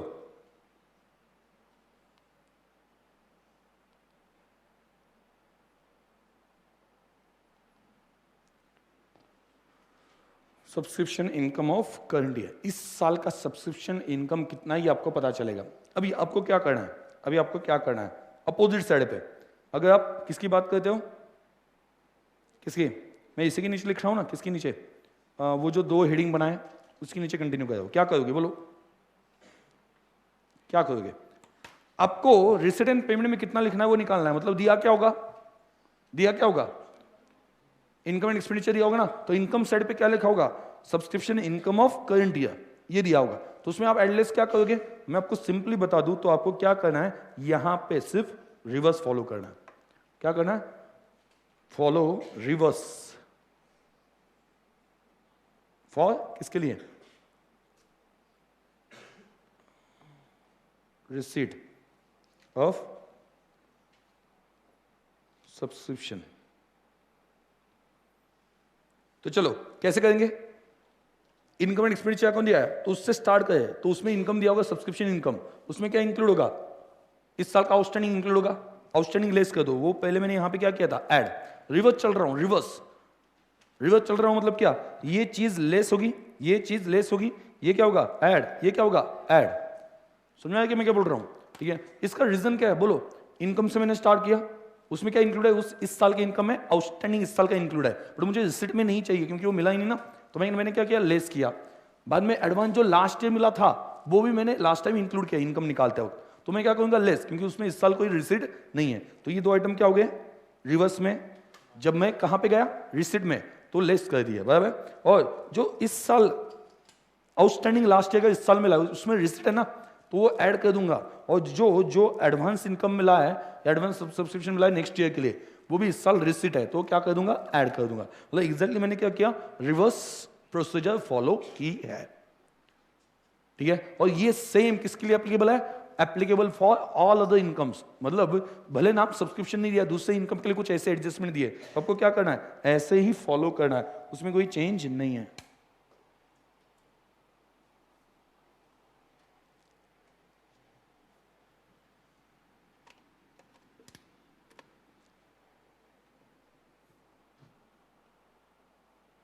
डन, कोई डाउट? पक्का समझा? ओके, अभी एक्सपेंसेस के लिए क्या होगा? एक्सपेंसेस के लिए क्या होगा? मतलब जैसे सब्सक्रिप्शन रिसीव्ड है वैसे सैलरी पेड होगा, सैलरी पेड होगा। अगर मान लो सैलरी पेड में ऐसा दिया है कि salary outstanding of last year, salary paid दिया है, salary outstanding of last year कब पे की होगी? इस साल। तो खर्चे में दिखानी है क्या? नहीं, तो क्या करेंगे? लेस। तो क्या करेंगे? लेस। बाद में एडवांस सैलरी इन करंट, इस साल मैंने किसी को सैलरी एडवांस में दे दी, तो पेड में तो होगी लेकिन मुझे वो खर्चे में चाहिए क्या? नहीं, तो क्या करूंगा? लेस कर दूंगा। मतलब ऐसे ही फॉर्मेट चल रहा है ना, ऐसे ही फॉर्मेट चल रहा है ना। बाद में क्या? Outstanding salary of current year, क्या करूंगा मैं? एक्सपेंडिचर में लिखना है तो क्या करूंगा? ऐड करूंगा। इनकम एंड एक्सपेंडिचर में लिखना है तो इस साल के चाहिए ना, तो क्या करूंगा? ऐड करूंगा। और 14 क्या? एडवांस सैलरी रिसीव्ड और paid, advance salary paid in last year, कौन से साल के लिए पे की थी? इस साल के लिए, तो क्या करूंगा मैं? ऐड। मतलब यही फॉर्मेट किसके लिए एप्लीकेबल बनता है? एक्सपेंडिचर के लिए भी एप्लीकेबल होता है। तो लिख देना यहां पे, this format is applicable for, this format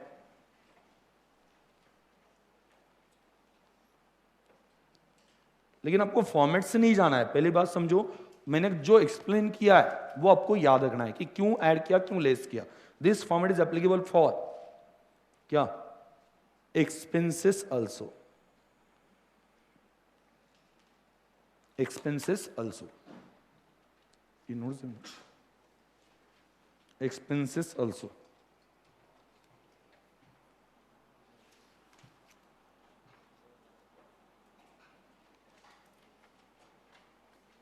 तो यहां पे देख लेना आपके नोट्स में देखना, वहां पे डिफरेंस दिया है।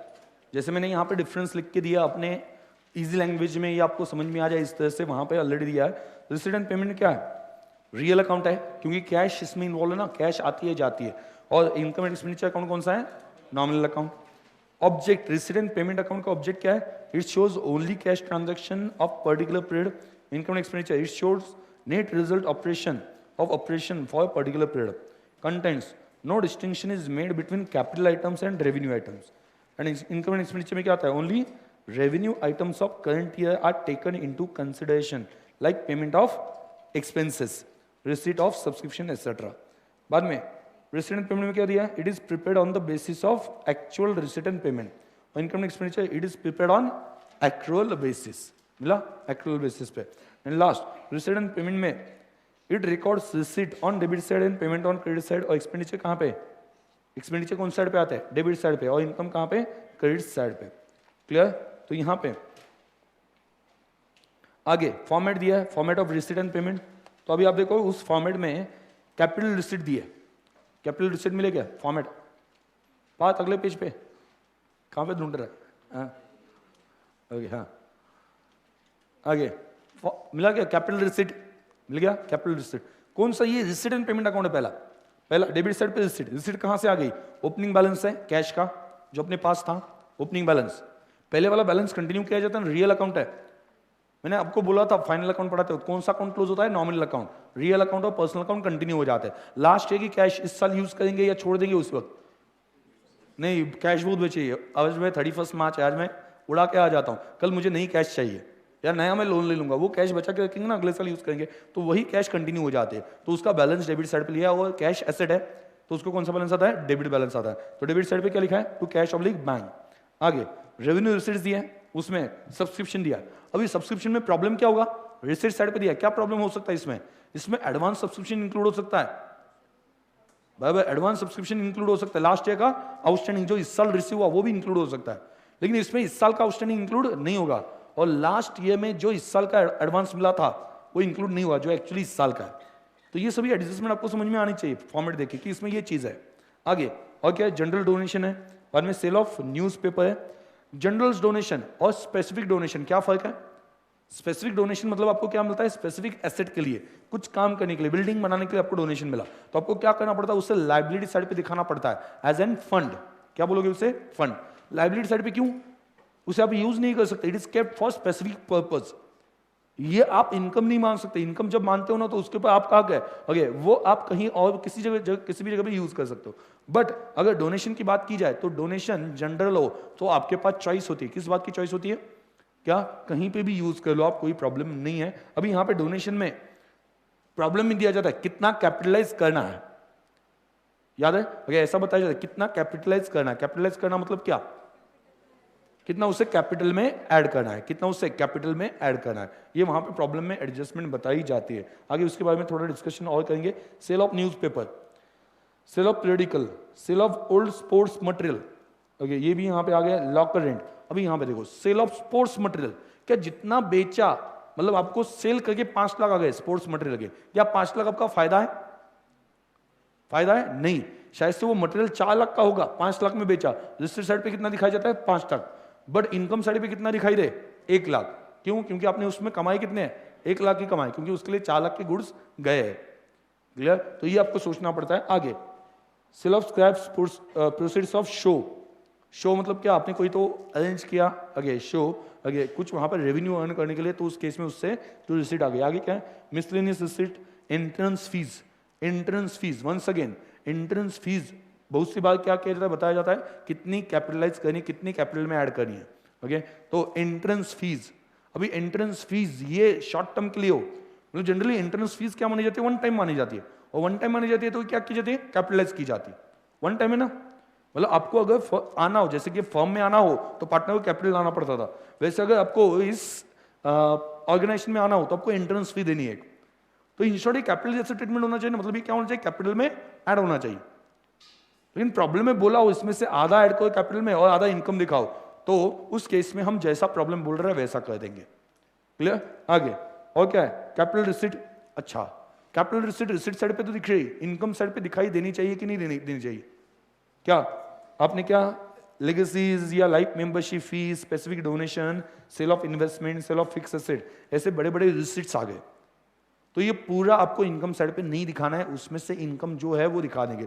जैसे कि आपने इन्वेस्टमेंट बेची, 10 लाख की इन्वेस्टमेंट है, 12 लाख में बेची, तो आपको सच में कितना इनकम आया?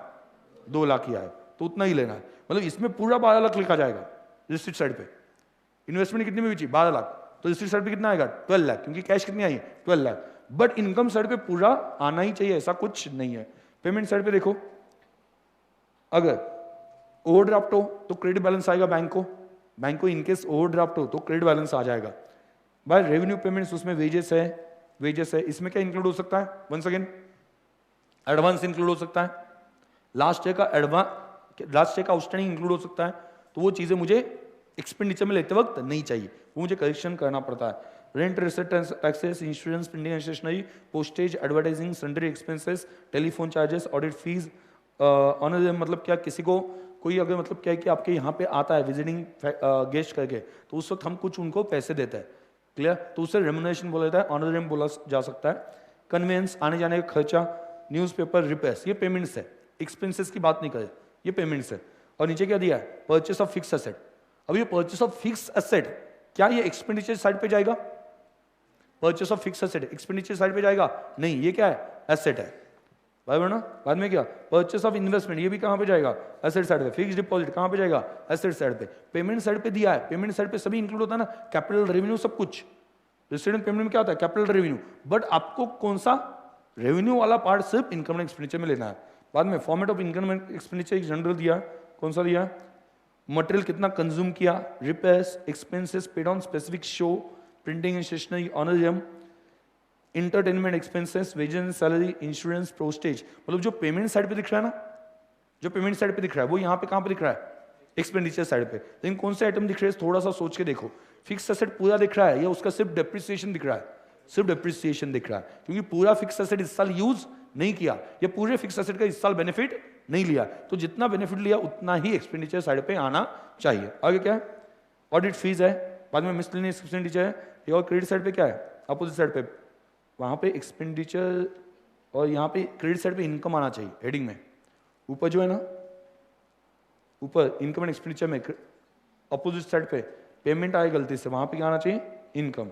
इनकम में क्या आता है? Subscription, grant received. Grant received मतलब क्या? गवर्नमेंट से मदद मिल गई। ग्रांट रिसीव्ड मतलब क्या? गवर्नमेंट से मदद मिल गई। एंट्रेंस फीस, बाद में क्या? To the extent not capitalise, मतलब जितना कैपिटल में ऐड नहीं किया उतना इनकम साइड पे आ जाएगा, जो एंट्रेंस फीस मिली है।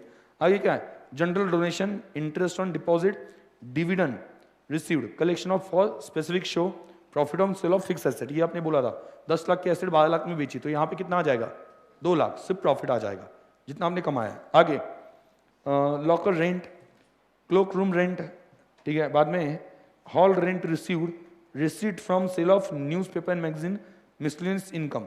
तो अगर क्रेडिट साइड ज्यादा होगी तो क्या होगा, सरप्लस या डेफिसिट। क्रेडिट साइड ज्यादा होगी तो सरप्लस होगा या डेफिसिट, सरप्लस, क्योंकि क्रेडिट साइड पे सभी इनकम है तो सरप्लस आएगा। और डेबिट साइड ज्यादा होगी तो डेफिसिट, या तो सरप्लस आएगा या फिर डेफिसिट आ जाएगा। तो कुछ एडिशनल एडजस्टमेंट्स वहां पे। सब्सक्रिप्शन अगले पेज पे, सब्सक्रिप्शन तो देख लिया हमने। अगला देखो, अगला देखो, सब्सक्रिप्शन देखा है हमने। आगे एंट्रेंस फीस और एडमिशन फीस लिख देना वहां पे, कॉमन एडजस्टमेंट, एंट्रेंस फीस और एडमिशन फीस।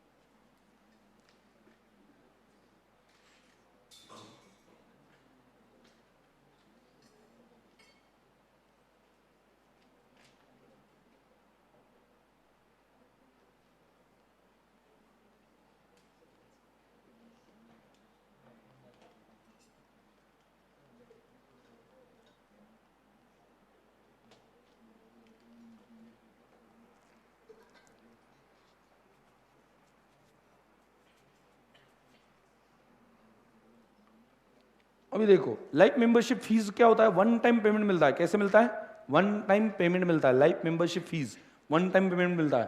तो ये रेगुलर है, रिकरिंग है या नॉन रिकरिंग है, नॉन नॉन रिकरिंग है, बराबर। तो उसे क्या मानेंगे हम, कैपिटल, कैपिटल रिसीट्स मानेंगे। तो कैपिटल रिसीट कहां पे जाने चाहिए, कैपिटल में हम ऐड करते हैं। तो added in capital, added in capital fund.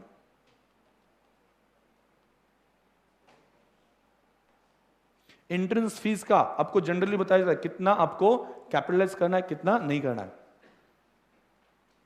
कितना कैपिटलाइज करना है और कितना नहीं करना है। ये जनरली एंट्रेंस फीस का बताया जाता है। कुछ नहीं बोला तो directly income and expenditure account में इनकम करके क्रेडिट कर दो, बाकी कुछ नहीं करना है, बराबर। आगे फोर्थ, मैं एकदम शॉर्ट में लिख के दे रहा हूं कि उसका इफेक्ट डायरेक्टली क्या है, एक्सप्लेनेशन यहां पे नहीं दे रहा हूं, एक्सप्लेनेशन आपके नोट्स में है। बाद में डोनेशन,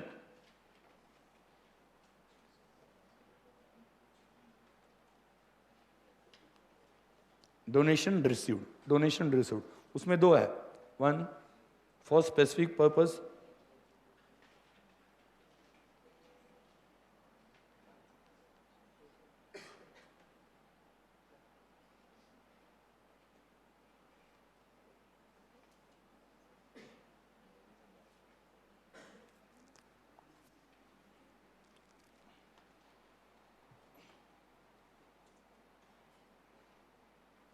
स्पेसिफिक पर्पस मतलब क्या, बिल्डिंग बनाने के लिए डोनेशन लिया। मतलब जैसे कि फॉर एग्जांपल आप अगर अपने कॉलेज में फीस पे की हो तो बहुत सी बार उस फीस में बिल्डिंग का डोनेशन होता है। हुआ है क्या ऐसा, देखा है क्या आपने, बिल्डिंग नहीं सर, देखा ही नहीं सर, डायरेक्टली पैसे ये लो, हाँ कैश, ठीक है, हमने कुछ देखा ही नहीं किस बात के पैसे दिए, ठीक है। तो अगर आपने देखा होगा तो बहुत सी बार ऐसा होता है, नॉट नेसेसरी कि हर केस में हो, बट बहुत सी बार वहां पे लिखा होता है बिल्डिंग डोनेशन, क्लियर। अगर ऐसा कोई बिल्डिंग डोनेशन लिया हो तो उस केस में वो कहां पे जाना चाहिए, उसे कहीं पे यूज नहीं करना है, उसे रखना है, किसके लिए, बिल्डिंग के लिए। इस वजह से उससे लाइबिलिटी साइड पे ये जो फंड्स आ रहे हैं ना, उसमें क्या दिखाऊंगा, ये पैसे कहीं पे तो जाने वाले हैं स्पेसिफिक पर्पस के लिए, तो कहां पे दिखाए जाते हैं, लाइबिलिटी साइड पे। लेकिन वो जनरल डोनेशन है, क्लियर। मतलब वहां पे क्या है कि किसी ने आपको डोनेशन दिया, बोलो कि मजे मजे करो, कुछ करना है वो करो, कोई प्रॉब्लम नहीं है, तो उस केस में आप उसे कहीं पे भी यूटिलाइज कर सकते हो, लाइक और रेगुलर इनकम। मतलब बिजनेस में जब पैसे आते हैं तो हम उसे कहीं पे भी यूज कर सकते हैं ना, ठीक है। तो उस तरह से आए हो तो उस केस में वहां पे वो इनकम माना जाएगा। सो मतलब जैसे कि for example received for example it is received for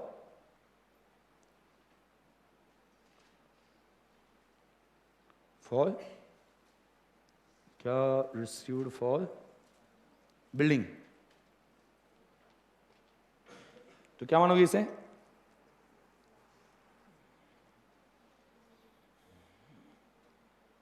show it on liability side इन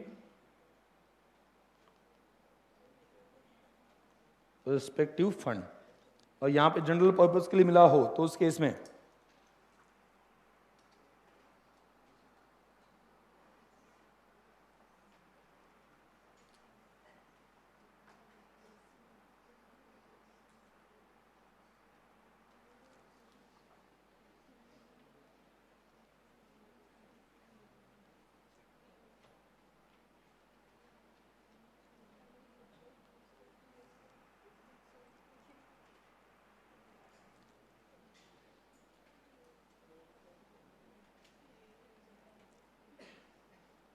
कोई खर्चे करने के लिए, रेगुलर खर्चे करने के लिए मिला हो तो उस केस में ये कहां पे जाएगा? Credit I and E account. लेकिन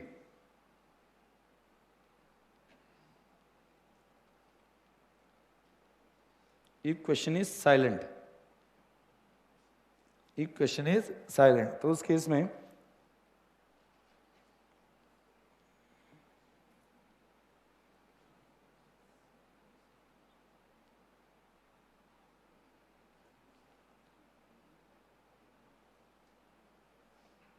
क्वेश्चन में कुछ भी नहीं बताया तो उस केस में डायरेक्टली कैपिटल रिसीट माना जाएगा और कैपिटल में ऐड कर दो। छोटे अमाउंट का हो और रेगुलर खर्चे करने के लिए पैसे मिले हो तो इनकम दिखा दो, ओके। और अगर बड़ी अमाउंट हो, सब्सटेंशियली बड़ी अमाउंट हो तो वो वहां पे कैपिटल रिसीट माना जाएगा। बाद में लीगेसीज, लीगेसीज क्या होता है बोलो? लेगेसीज क्या होता है?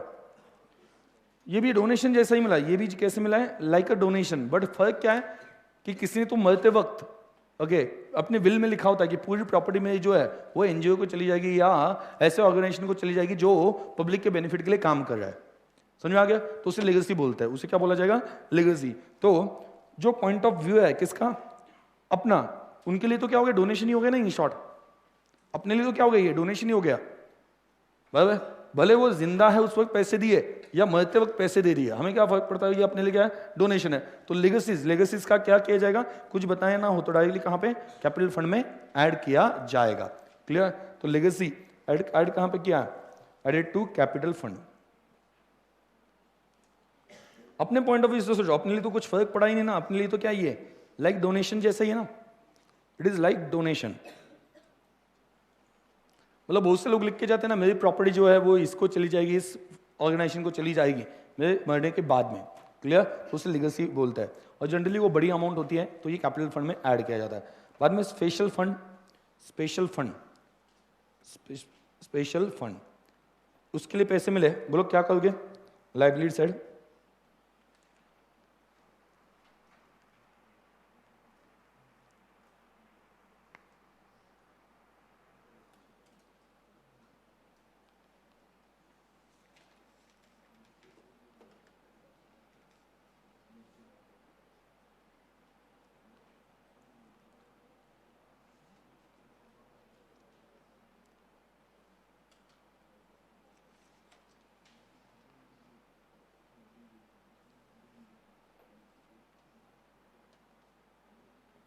मतलब ऐसा हो सकता ना कि आपके पास जो ये स्पेशल फंड है वो आपने कहीं पे तो इन्वेस्ट कर दिया, तो इन्वेस्टमेंट करके जो इंटरेस्ट मिल रहा है वो इंटरेस्ट भी फंड में ही जाना चाहिए, वो इनकम एंड एक्सपेंडिचर अकाउंट में जाना नहीं चाहिए। देखो आपको बिल्डिंग के लिए पैसा मिला, आपने बिल्डिंग का एक फंड बना लिया, लेकिन अभी बिल्डिंग बनाने के लिए टाइम है तो अपने वो पैसे कहां पे रख दिए?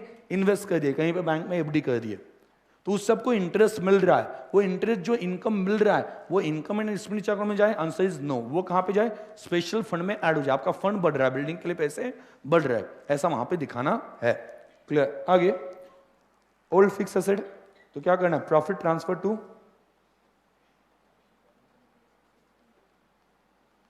प्रॉफिट कहां पे जाएगा?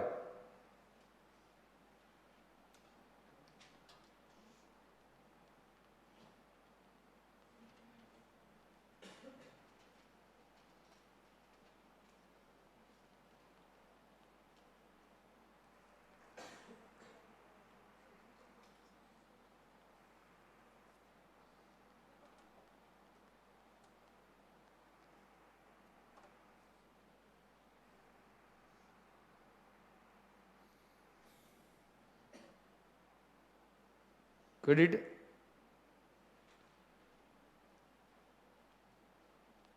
I&E account, I&E account.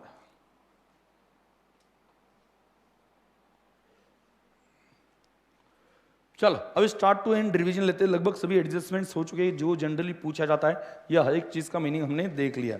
तो स्टार्ट टू एंड देख लेते हैं। चलो बोलो, हम क्या पढ़ रहे हैं? फाइनेंशियल स्टेटमेंट्स ऑफ, बोलो, आप बोलोगे नॉन प्रॉफिट ऑर्गेनाइजेशन। इंटेंशन क्या है? प्रॉफिट अर्न करना या प्रॉफिट अर्न नहीं करना? नहीं करना, मतलब कुछ सर्विस प्रोवाइड करना सोसाइटी के लिए, ये उसका इंटेंशन रहेगा। क्लियर? तो अगर प्रॉफिट अर्न करना ये इंटेंशन नहीं तो पीएनएल अकाउंट बनाएंगे क्या? नहीं। तो पीएनएल अकाउंट की जगह पे नाम चेंज करके कौन सा अकाउंट बनाएंगे? Income and expenditure account. जहां पे हम प्रॉफिट बुलाते थे उसे यहां पे क्या बोला जाएगा? सरप्लस। जिससे हम लॉस बुलाते थे यहां पे क्या बोला जाएगा?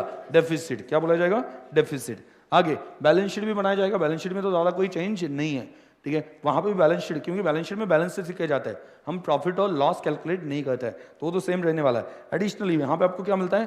Cash book and cash book. ये क्या है? रिसीट एंड पेमेंट यहाँ पे माना जाता है, कहा जाता है। क्लियर? आगे डिफरेंस सबसे बड़ा इनकम एंड एक्सपेंडिचर अकाउंट में और रिसीट एंड पेमेंट अकाउंट में डिफरेंस क्या है? And receipt and payment account. तो इनकम एंड एक्सपेंडिचर अकाउंट ये कौन से बेसिस पे, कौन से प्रिंसिपल पे बना है? सभी लोग, कौन सा principal?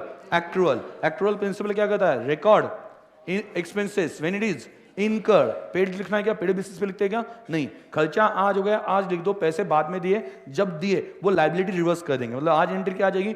Expenses account debit to outstanding expenses. Payment नहीं हुआ है, अब पेमेंट होता तो एंट्री क्या होती है? Expenses account debit to bank. लेकिन पेमेंट नहीं हुआ है तो एंट्री क्या होनी चाहिए? Expenses account debit to outstanding expenses. और जब जब पेमेंट करेंगे 2 महीने बाद, 3 महीने बाद, 5 महीने बाद, तो एंट्री क्या होगी? Outstanding expenses account debit to bank. मतलब वो आउटस्टैंडिंग एक्सपेंसेस जो आज क्रेडिट किए थे वो बाद में रिवर्स हो गए पेमेंट के टाइम पे। तो हमें पेमेंट के लिए एंट्री का वेट करना है कि नहीं? आज एंट्री कर दो आउटस्टैंडिंग की। क्लियर? आज ही एंट्री कर दो। कौन सी? आउटस्टैंडिंग की आज एंट्री होनी चाहिए। क्लियर? ये हमने देखा था। उसके बाद में यहां पे कौन से एक्सपेंसेस रिकॉर्ड होता है? इनकम एंड एक्सपेंडिचर में ओनली रेवेन्यू, सिर्फ रेवेन्यू। और क्या रिसीट एंड पेमेंट में? Revenue as well as capital. किसी के लिए भी रिसीट हो, पेमेंट हो, वो रिकॉर्ड किया जाता है, फर्क नहीं पड़ता है। ये अकाउंट सोचता ही नहीं, सिर्फ इतना सोचता है पैसे आए गए, इतना ही सोचता है। कौन से साल के हैं, ये कैपिटल रिसीट है क्या, इससे बेनिफिट लिया है क्या, कुछ भी सोचना नहीं। रिसीट है तो रिसीट साइड पे लिख दो, पेमेंट तो पेमेंट साइड पे लिख दो। क्लियर? फर्क नहीं पड़ता कौन से साल का है। तो सैलरी पेड, जैसे कि इनकम एंड एक्सपेंडिचर बनाया है, सैलरी पेड कहां पे आएगी? एक्सपेंडिचर में। बट एसेट परचेस कहां पे आ जाएगा? एसेट परचेस कहां पे आ जाएगा? कहां पे आ जाएगा? बैलेंस शीट में आ जाएगा। बट यहां पे दोनों भी कहां पे जाएंगे? बोथ कहां पे जाएंगे? ये लिखना ही रहेगा। बोथ कहां पे? Payment side. कुछ फर्क नहीं पड़ता है बिल्डिंग परचेस की हो या सैलरी पे की हो, वो दोनों भी पेमेंट साइड पे जाएगा। ये लिख लेना, ये लिखना रह गया था, बोथ पेमेंट साइड। आगे another example, sports material consume कहां पे लिखा जाएगा? स्पोर्ट्स मटेरियल कंज्यूम कहां पे? इनकम एंड एक्सपेंडिचर में जितना यूज किया, बट उसके लिए जो पेमेंट किया कहां पे जाएगा? पेमेंट साइड पे। इसके ऊपर एक एडजस्टमेंट आती है जो हम आगे देखेंगे। स्पोर्ट्स मटेरियल की जगह पे वो नाम चेंज कर सकता है। जैसे कि अगर हॉस्पिटल है तो क्या है? मेडिसिन कंज्यूम्ड हो सकता है, ठीक है, मेडिसिन कंज्यूम्ड, ऐसा भी वहां पे हो सकता है अगर हॉस्पिटल की बात चल रही है तो। ठीक है, आगे इट रिकॉर्ड्स क्या? इनकम एंड एक्सपेंडिचर क्या रिकॉर्ड कर रहा है? सिर्फ करंट ईयर का। इसमें से क्या इंक्लूड नहीं होता है? एडवांस। ओके, कौन सा एडवांस यहाँ पे? प्रीपेड और एडवांस यहाँ पे इंक्लूड नहीं होता है, इस या उसे एक्सक्लूड करना है। और यहाँ पे it records all receipt and payment including advance income and prepaid expenses, but outstanding expenses and accrued incomes are excluded, okay, और deducted as there is no payment, because there is no payment. Outstanding वो जो accrued है वो receipt side पे, वो payment side पे नहीं आना चाहिए, क्योंकि उसमें कोई पेमेंट है ही नहीं। क्लियर? यहाँ पे क्या सोचोगे?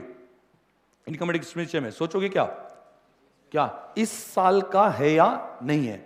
इस साल का है या नहीं है? इस साल से रिलेटेड है या नहीं। ओके, और दूसरे केस में क्या सोचोगे, रिसिट या पेमेंट इस साल है या नहीं है, हो गया है या नहीं है। तो कॉमन एडजस्टमेंट कौन से, सब्सक्रिप्शन।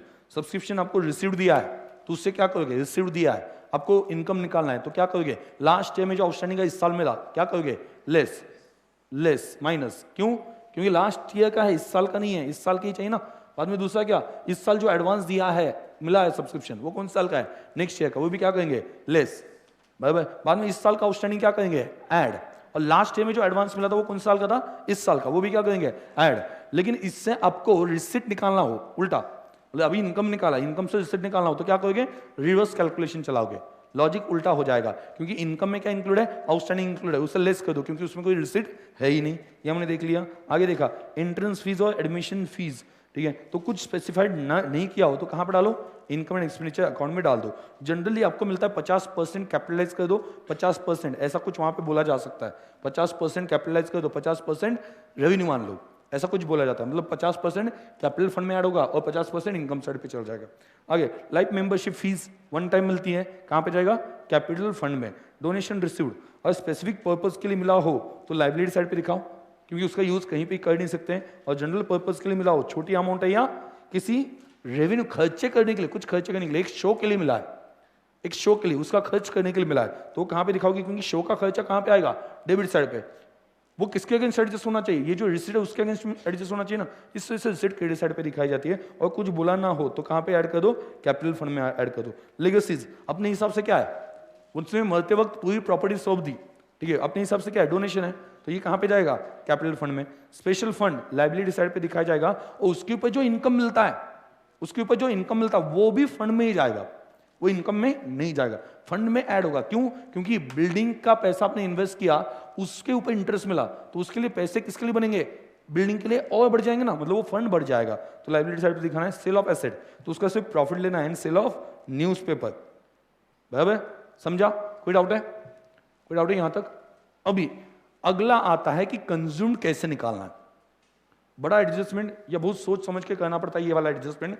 ओके, मुझे पता नहीं कि आपके सीए में यही तो पता नहीं होता है किस लेवल का क्वेश्चन आने वाला है, कितना लेंदी आने वाला है या कितना वहां पर डिफिकल्ट आने वाला है, कुछ भी पता नहीं। ये चैप्टर पहले इंटरमीडिएट में था, आपको जैसा कि पता है क्या, ये चैप्टर पहले ओल्ड सिलेबस में इंटरमीडिएट में था, सेकंड ईयर में था, ये फर्स्ट ईयर में नहीं था। तो सेकंड ईयर से निकाला गया, मतलब इंटरमीडिएट से निकाला और फाउंडेशन में डाल दिया। ये ओल्ड सिलेबस में ये था इंटरमीडिएट में।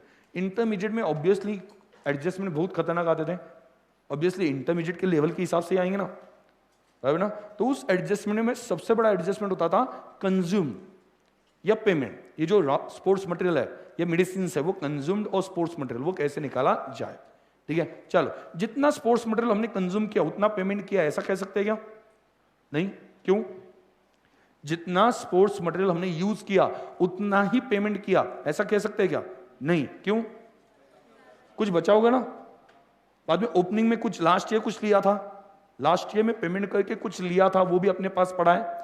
इस साल हमने परचेस किया, वो भी अपने पास पड़ा है, और उसमें से क्लोजिंग माइनस कर देंगे तो क्या मिलेगा, कितना कंज्यूम किया, ये आपको मिल सकता है। अपने रॉ मटेरियल कंज्यूम निकाला ना, opening plus purchase plus expense on purchase, ऐसा करके माइनस क्लोजिंग, तो क्या निकाला था, रॉ मटेरियल कंज्यूम। वैसा हम कंजम्पशन निकाल सकते हैं, opening stock of medicine plus purchase of medicine, फर्क नहीं पड़ता कितना पेमेंट दिया। यहाँ पे इनकम एंड एक्सपेंडिचर में सोचना ही नहीं है, इनकम एंड एक्सपेंडिचर में लिखा क्या जाता है कितना यूज किया, उसमें पेमेंट नहीं सोचते, कितना यूज किया, ओपनिंग में जो था वो यूज किया, प्लस परचेस में से यूज किया, और जो यूज नहीं किया वो लेस कर दिया, तो क्या मिला, जो कंज्यूम्ड है, ये तो हम निकाल लेंगे। लेकिन पेमेंट किया कैसे निकालोगे, पेमेंट किया, कितना पेमेंट किया वो कैसे निकालोगे, पेमेंट कितना किया, मैंने इस साल कितना पेमेंट किया, ये कैसे निकालोगे, ओपनिंग ओपनिंग माइनस करके, कैसे, उल्टा रिवर्स, हाँ नहीं, बट वो स्टॉक है, क्लोजिंग वाला जो क्रेडिटर्स नहीं है, ओपनिंग क्लोजिंग स्टॉक है, क्लोजिंग स्टॉक, नॉट नेसेसरी कि क्लोजिंग स्टॉक उतना ही हो जितने पैसे क्रेडिटर्स के पेंडिंग हो, क्लोजिंग स्टॉक ज्यादा भी बच सकता है या पूरा यूज कर दिया, ऐसा भी हो सकता है ना, पर फिर भी क्रेडिटर के देने पैसे देने बाकी है। जैसे फॉर एग्जांपल हमने स्पोर्ट्स मटेरियल परचेस किया, ओके, उसकी लाइफ कितनी है, ऐसे 15 दिन वो चलने वाला टूर्नामेंट उसमें यूज हो गया, पर उनके पैसे अभी भी देने बाकी है ना, ऐसा हो सकता है। उन्होंने हमें 2 महीने का टाइम दिया था, 15 दिन में हमारी टूर्नामेंट्स हो गई, उसमें सभी क्या वो जो बॉल है ओके वो सभी यूज कर लिया, कुछ बचा ही नहीं, मान के चलो। मतलब अपने पास क्लोजिंग स्टॉक कितना है, 0 है, बट लाइबिलिटी कितनी है, पूरी है। मतलब उसके पास से 2 लाख का मटेरियल लिया था तो 2 लाख का 2 लाख लाइबिलिटी वैसी है, बट क्लोजिंग स्टॉक कितना है, 0। ऐसा भी तो हो सकता है ना, क्योंकि पूरा यूज कर लिया 15 दिन में, उसका पेमेंट बाकी है। हाँ हाँ कैसे करोगे, हाउ, क्या लगता है आपको, क्या लगता है आपको?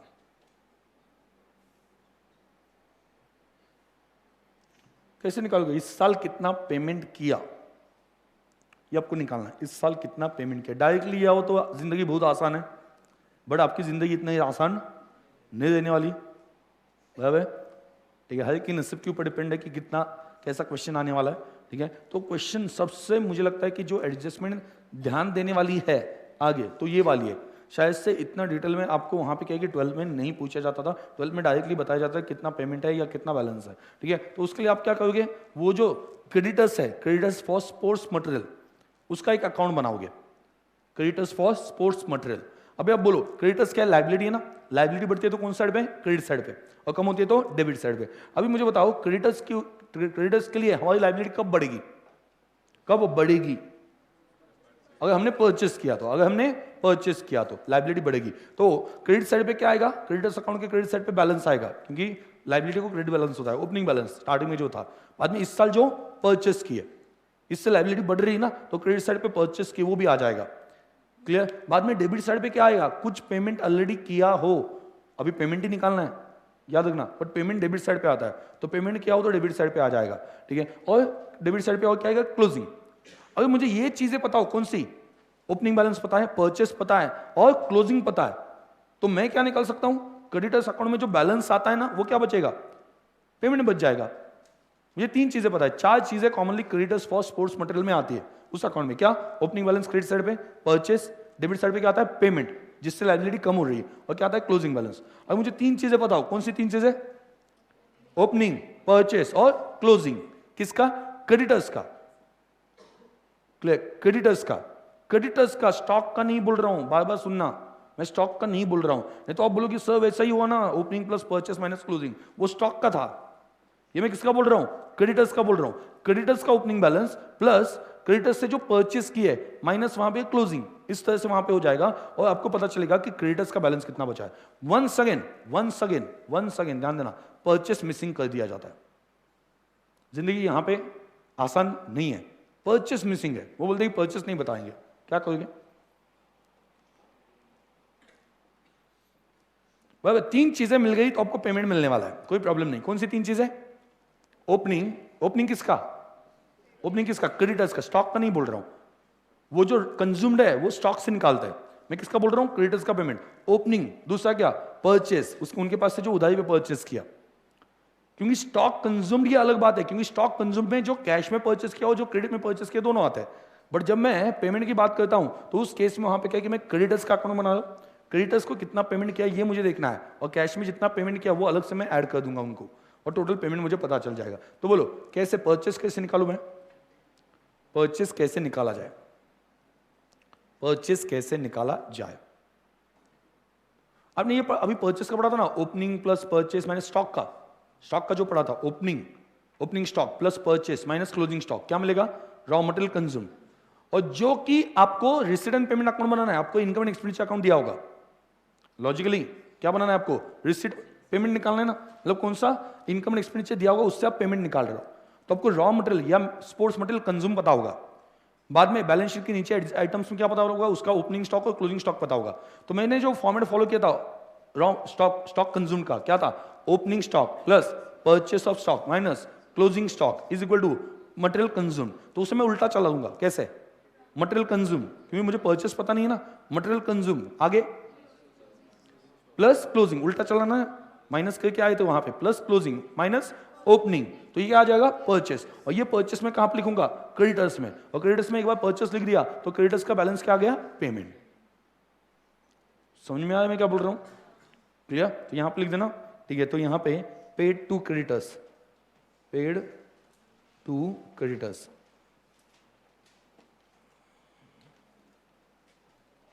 फॉर स्पोर्ट्स मटेरियल, ये कौन सी एडजस्टमेंट है? मान लो 9 नंबर की,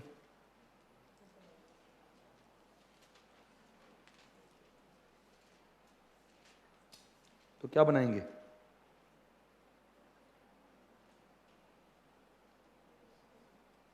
तो क्या मिलेगा? बाय क्रेडिटर्स है ना, by balance brought down. Opening balance कौन सा होता है? क्रेडिट ना, बाय। और क्या बोलो? Bye purchase. परचेस किससे निकालेंगे हम? Working note. डायरेक्टली दिया हो परचेस तो बहुत अच्छी बात है, लेकिन गलती से कैश परचेस यहां पे मत लेना। समझ आया ना? कौन सा परचेस चाहिए? क्रेडिट परचेस ही मुझे चाहिए। क्लियर? तो वर्किंग नोट 1, वर्किंग नोट या 1 लिखने के बजाय given below, if not given directly. आप अच्छे से लिखना, बाद में समझ में आना चाहिए क्या लिखा हुआ है। ठीक है, बाद में बोलो क्या? 2, ये पता हो आपको क्लोजिंग या 2 बैलेंस, ये कौन सा है? क्लोजिंग क्रेडिट डाउन जो भी है, तो आपको क्या मिलेगा? 2 बैंक ऑब्लिक कैश, ये क्या आएगी? बैलेंसिंग फिगर में आ जाएगी, बीएफ। यही तो हमें चाहिए था, बट परचेस मिसिंग किया जाता है। तो अगर परचेस मिसिंग किया तो आप क्या करोगे? परचेस अगर मिसिंग किया, परचेस कैसे निकालोगे? How to calculate purchase?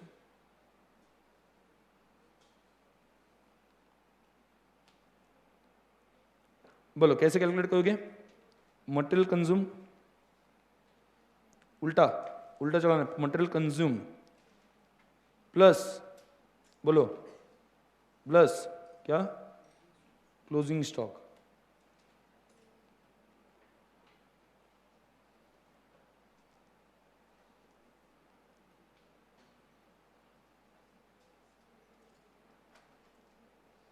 तो क्या आ जाएगा?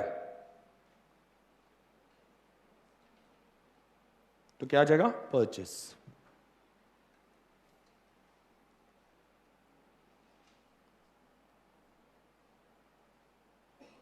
टोटल परचेस आ जाएगा, उसमें से क्या करो? कैश परचेस माइनस कर दो। अगर कुछ है नहीं दिया मतलब क्या? पूरा क्रेडिट पे ही होगा। अगर कैश में कुछ नहीं दिया परचेस से करके तो क्या होगा? क्रेडिट ही होगा। और ये परचेस क्रेडिटर्स अकाउंट में लिखो, क्योंकि क्रेडिटर्स अकाउंट में लिखते हो कौन से परचेस होने चाहिए? कैश परचेस या क्रेडिट परचेस? सिर्फ क्रेडिट परचेस ही होने चाहिए। करेक्ट है? समझ में आ गया? मैंने पेमेंट निकाल दिया, बहुत मेहनत करके। क्या क्या क्या मेहनत की मैंने उसके लिए? पहले तो क्रेडिटर्स अकाउंट बना दिया। क्रेडिटर्स अकाउंट में क्या था? ओपनिंग बैलेंस मुझे दिया ही होगा, ऑब्वियस सी बात है। क्लोजिंग बैलेंस भी दिया होगा। सिर्फ क्वेश्चन ये था परचेस दिया है क्या, क्रेडिट परचेस दिया है क्या। तो क्रेडिट परचेस नहीं दिया है तो आप कैलकुलेट कर लो। तो उसके लिए तरीका क्या है? रॉ मटेरियल या सॉरी मटेरियल कंज्यूम जो भी है उसमें क्या करो? क्लोजिंग ऐड कर दो, रिवर्स कर दो। जनरली हम क्या करते हैं? Opening plus purchase minus closing is equal to consume. तो हम उल्टा जाए, consume plus closing minus opening. Purchase पता ही नहीं ना, तो ऑटोमेटिकली बैलेंसिंग फिगर बच जाएगी। तो परचेस, टोटल परचेस पता चल गया, उसमें से अगर अपने कैश परचेस छोड़ दिया तो कौन सा पता चल गया? क्रेडिट परचेस, जो कि ऊपर जाएगा। Credit purchase.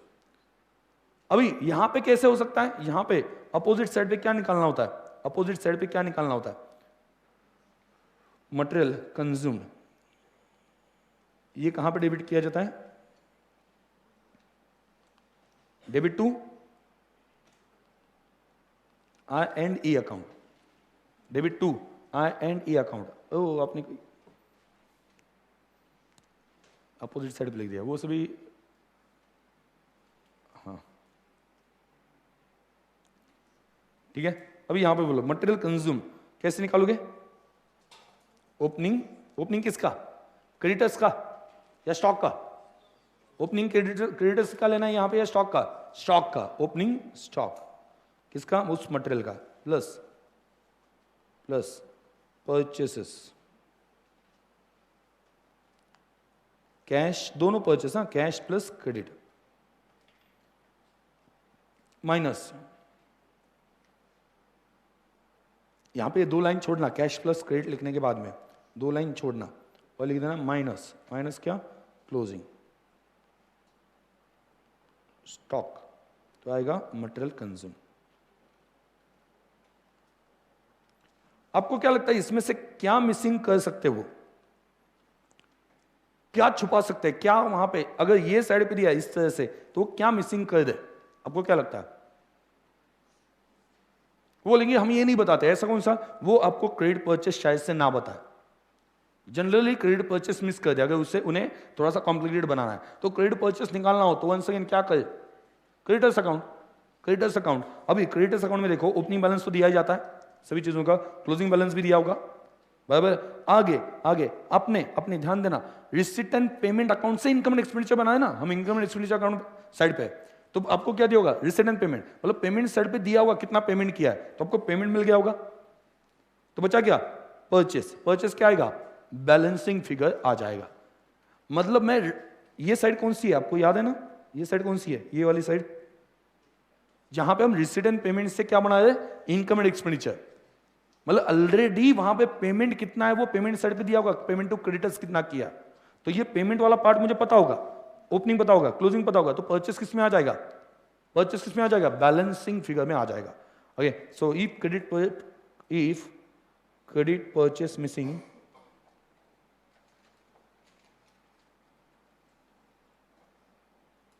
then prepare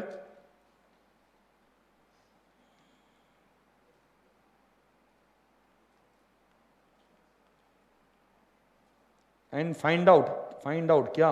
BF, if credit purchase is missing, then prepare creditors। दो लाइन छोड़ने के लिए बोला था मैंने, ठीक है, वहां पे लिख देना if credit purchase missing then prepare creditors account and find out balancing figure। ठीक है, तो वैसा आप कर सकते हो। चलो बोलो कैसे करोगे? हाँ, पहले आपको अगर इनकम एंड एक्सपेंडिचर से रिसीट एंड पेमेंट बनाना हो तो इनकम एंड एक्सपेंडिचर में क्या दिया होगा? अकाउंट में क्या दिया होगा? कंज्यूम दिया होगा। इनकम एंड एक्सपेंडिचर अकाउंट में कंज्यूम दिया होगा या अमाउंट पेड दिया होगा? क्या दिया होगा? इनकम एंड एक्सपेंडिचर अकाउंट में कंज्यूम दिया होगा। तो वो तो हमें पता है, कंज्यूम पता है, बट मुझे चाहिए पेमेंट। मुझे कंज्यूम नहीं चाहिए क्योंकि मुझे रिसीट एंड पेमेंट अकाउंट बनाना है। मुझे इस साल कितना यूज किया ये नहीं चाहिए, मुझे इस साल कितना पेमेंट किया ये चाहिए। तो मैंने क्या बोला? पेमेंट तो हमने कितना किया वो क्रेडिटर्स अकाउंट से निकाल सकते हैं। तो क्रेडिटर्स का आपको प्रॉब्लम है, ओपनिंग बैलेंस मिल जाएगा, क्लोजिंग बैलेंस मिल जाएगा। परचेस अगर डायरेक्टली दिया हो क्रेडिट परचेस तो आपको क्या बैलेंसिंग फिगर में क्या मिल जाएगा? पेमेंट भी मिल जाएगा। बट परचेस मिसिंग है, परचेस क्या है? मिसिंग है। तो अगर परचेस मिसिंग है तो आपको रॉ मटेरियल या मटेरियल कंज्यूम दिया है ना, तो उसमें क्या करोगे? क्लोजिंग ऐड, क्लोजिंग क्या करोगे? ऐड, और ओपनिंग क्या करोगे? लेस। क्लोजिंग ऐड और ओपनिंग लेस, इसका मतलब क्या बनता है? देखो, मैं अगर क्लोजिंग ऐड करता हूं, मैं अगर परचेस किसमें? कंज्यूम में क्लोजिंग ऐड करता हूं तो मुझे पता चलता है साल भर में कितना था, साल भर में कितना मटेरियल था। अगर मैंने इस साल यूज किया 50,000 का और क्लोजिंग में 10,000, मतलब मेरे पास मटेरियल कितना था टोटल? 60,000। उसमें से ओपनिंग वाला 20,000 था, तो बाकी 40 आया कहां से? परचेस करके।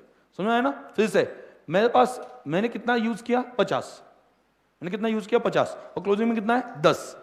इसका मतलब मेरे पास साल भर में टोटल कितना था? 60, और ओपनिंग में 20 था। इसका मतलब 40 आया कहां से? परचेस से। तो इस वजह से मैंने फॉर्मूला आपको क्या बता दिया, मतलब उसका लॉजिकली भी एक्सप्लेनेशन भी दे दिया। क्या? मटेरियल कंज्यूम प्लस क्लोजिंग 60,000, साल भर में इतना था, माइनस क्या? ओपनिंग कितना? 20,000। तो बाकी क्या किया आपने? परचेस, टोटल परचेस किया, उसमें से कैश परचेस कुछ एडिशनली हो तो लेस कर दो ताकि हमें क्रेडिट परचेस पता चले। नहीं तो गलती से आप क्या है, कैश परचेस भी क्रेडिटर्स में डाल दो, वो तो पेमेंट नहीं करना ना, वो तो पेमेंट हो चुका है। तो सिर्फ क्रेडिट परचेस क्रेडिटर्स अकाउंट में जाना चाहिए जिससे क्रेडिटर्स बढ़ते हैं। और दूसरे साइड पे हमने क्या देखा? दूसरे साइड पे मटेरियल कंज्यूम निकालना हो, मतलब आपको रिसीट एंड पेमेंट अकाउंट दिया होगा, रिसीट एंड पेमेंट अकाउंट दिया होगा, आपको क्या निकालना है? आपको क्या निकालना है? Material consume. तो अगर आपको मटेरियल कंज्यूम निकालना है तो कैसे निकालोगे? Opening stock plus purchase, opening stock plus purchase minus closing stock, तो इससे क्या मिलेगा? कंज्यूम। लेकिन इसमें अगर परचेसेस मिसिंग हो तो कौन सा अकाउंट बनाओ? कौन सा अकाउंट बनाओ? क्रेडिटर्स अकाउंट बनाओ। उसमें क्या पता होगा? ओपनिंग और क्लोजिंग ये तो दिया ही जाता है, ठीक है। और क्या पता होगा? पेमेंट पता होगा, क्योंकि ये payment receipt and payment account दिया ना, पेमेंट पता होगा तो मिलेगा क्या? परचेस बैलेंसिंग फिगर में आपको मिल जाएगा, परचेस बैलेंसिंग फिगर में मिल जाएगा। लेकिन वहां से कौन सा परचेस मिलेगा? क्रेडिटर्स अकाउंट से। कैश क्रेडिट या दोनों? क्रेडिटर्स अकाउंट से कौन सा मिलेगा? कैश क्रेडिट या दोनों परचेस मिलेंगे? क्रेडिटर्स अकाउंट से सिर्फ क्रेडिट मिलेगा ना, और आपको कैश अलग से बताया होगा परचेस, तो उतना ऐड कर दो तो आपको टोटल परचेस पता चल जाएगा, क्योंकि ऊपर मैंने क्या लिखा है, कैश प्लस क्रेडिट परचेस दोनों आना चाहिए, तब जाके भले हमने कैश पे परचेस किया क्रेडिट पे परचेस किया, क्या क्या फर्क पड़ता है, मुझे निकालना इस साल मैंने कितना यूज किया, ये मटेरियल कंज्यूम निकालना है ना, यूज किया, तो यूज दोनों भी हो सकते हैं ना, जो कैश पे परचेस किया और क्रेडिट पे परचेस किया। ऐसा थोड़ी ना रिस्ट्रिक्शन है कि क्रेडिट पे परचेस किया वो यूज नहीं होगा, सिर्फ कैश पे परचेस किया वही यूज करेंगे, ऐसा कुछ नहीं होता। इस वजह से दोनों ऐड करके यहां पे परचेस लिखे जाते हैं। ये एडजस्टमेंट क्लियर? चलो, आपको अगर पेमेंट निकालना हो तो कौन सा अकाउंट बनाओ, क्रेडिटर, लेकिन उसके लिए क्या चाहिए, ओपनिंग, परचेस और क्लोजिंग चाहिए, तो आपको बैलेंस मिल जाएगा, ठीक है। लेकिन परचेस मिसिंग है तो क्या करोगे, material consume plus closing minus opening, इससे कैलकुलेट कर लोगे। और अगर आपको मटेरियल कंज्यूम निकालना हो तो आप क्या करोगे, ओपनिंग स्टॉक, क्रेडिटर्स नहीं, opening stock plus purchase minus closing. Purchase में कौन से आने चाहिए, कैश और क्रेडिट दोनों, लेकिन क्रेडिट मिसिंग हो तो क्रेडिटर्स अकाउंट बनाओ, क्योंकि क्रेडिटर्स अकाउंट में आपको क्या पता है, ओपनिंग और क्लोजिंग पता है, और पेमेंट कितना है वो रिसीडेंट पेमेंट अकाउंट में आपको दे दिया, एक्सपेक्टेड है, ठीक है। तो उस केस में पेमेंट मिल गया तो बचेगा क्या, परचेस बच जाएगा। क्लियर, कोई डाउट है इसमें? नहीं, पक्का? सभी एडजस्टमेंट जो जनरली आते हैं समझ में आ गए, ये जनरली एडजस्टमेंट्स आते हैं। बाकी अगर छोटे छोटे एडजस्टमेंट आ गए, कौन से, आउटस्टैंडिंग वाले हो गया, आगे अदर छोटे छोटे, अगर डिप्रिसिएशन वाला, वो तो हमने पढ़ ही लिया, वो फिर से पढ़ने की क्या जरूरत है ना, वो तो हमने फाइनल अकाउंट्स में पढ़ ही लिए, या बार बार आपने पढ़ाई है। इस वजह से वो वाले जो एडजस्टमेंट्स है वो यहाँ पे लिख के नहीं दिए, मैंने कौन से लिखे हैं, जो इस चैप्टर से स्पेसिफिकली रिलेटेड है। मैंने आपको फाइनल अकाउंट पहले लेने का पर्पज ही ये था कि वो जो छोटे थे डिप्रिसिएशन वाला पार्ट, बाद में दूसरा कौन सा वहां पे था, कौन कौन से एडजस्टमेंट वहां पे पड़े थे इससे छोड़ के, हाँ हाँ, वो आउटस्टैंडिंग का भी हो गया यहाँ पे वैसे देखा है सब्सक्रिप्शन में, क्लोजिंग स्टॉक, ठीक है, उसके इफेक्ट्स क्या देना है, ये थोड़ा सा आपको क्या है कि अभी यहाँ पे क्लोजिंग क्या है कि लेस किया जाता है, opening plus purchase minus closing, credit side पे लिखा नहीं जाता, डायरेक्टली हम क्या करते हैं, मटेरियल कंज्यूम निकालते हैं। क्लियर? तो बाकी जो जो छोटे एडजस्टमेंट्स है वो वहां पे पढ़ लिए। क्लियर? तो यहां पे मैंने मेन जो एडजस्टमेंट्स है वो बताए हैं। अभी तक कोई डाउट है? अभी तक कोई डाउट है?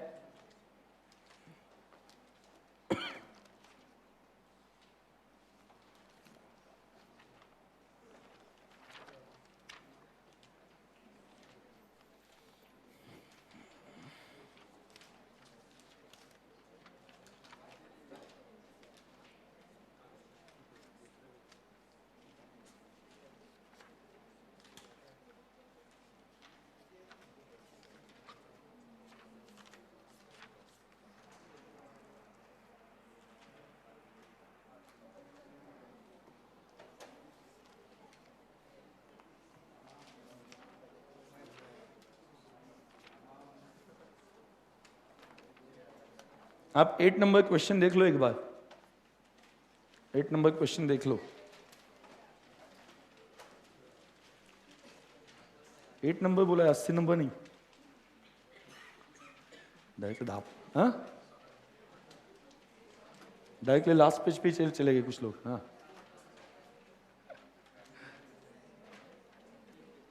कितना बड़ा है वो अभी नहीं पढ़ना है, मैं सिर्फ देखो बोल रहा हूँ, ठीक है। तो अभी तो हम क्वेश्चन 1 से स्टार्ट करने वाले हैं, ओके। इतना बड़ा क्वेश्चन जो है वो एंडिंग में ही सॉल्व कर लेंगे, ऑब्वियस सी बात है, ओके। तो क्वेश्चन नंबर 1 देख लो। क्वेश्चन नंबर 1 क्या बनाना है, you are required to prepare receipt and payment account. क्या बनाना है, receipt and payment account. Receipt and payment account मतलब बहुत सिंपल है, अगर कैश आ गई तो कहाँ पे, रिसीट साइड पे, और कैश गई तो पेमेंट साइड पे। तो चलो, receipt and payment account in the books of,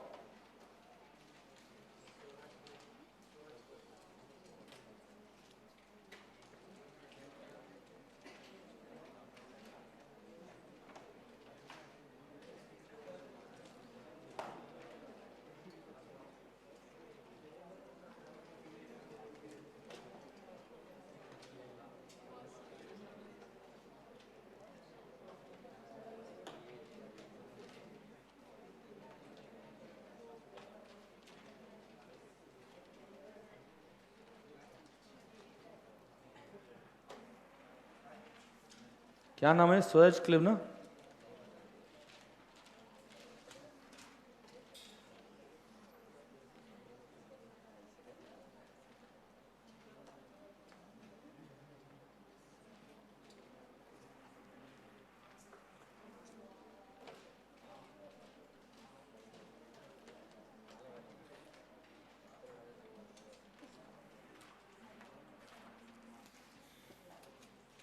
31 मार्च 2000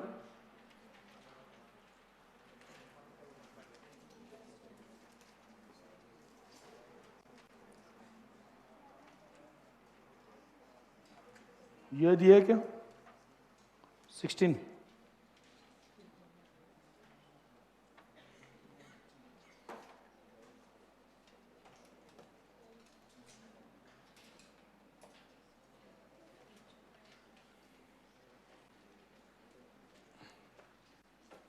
लिखा।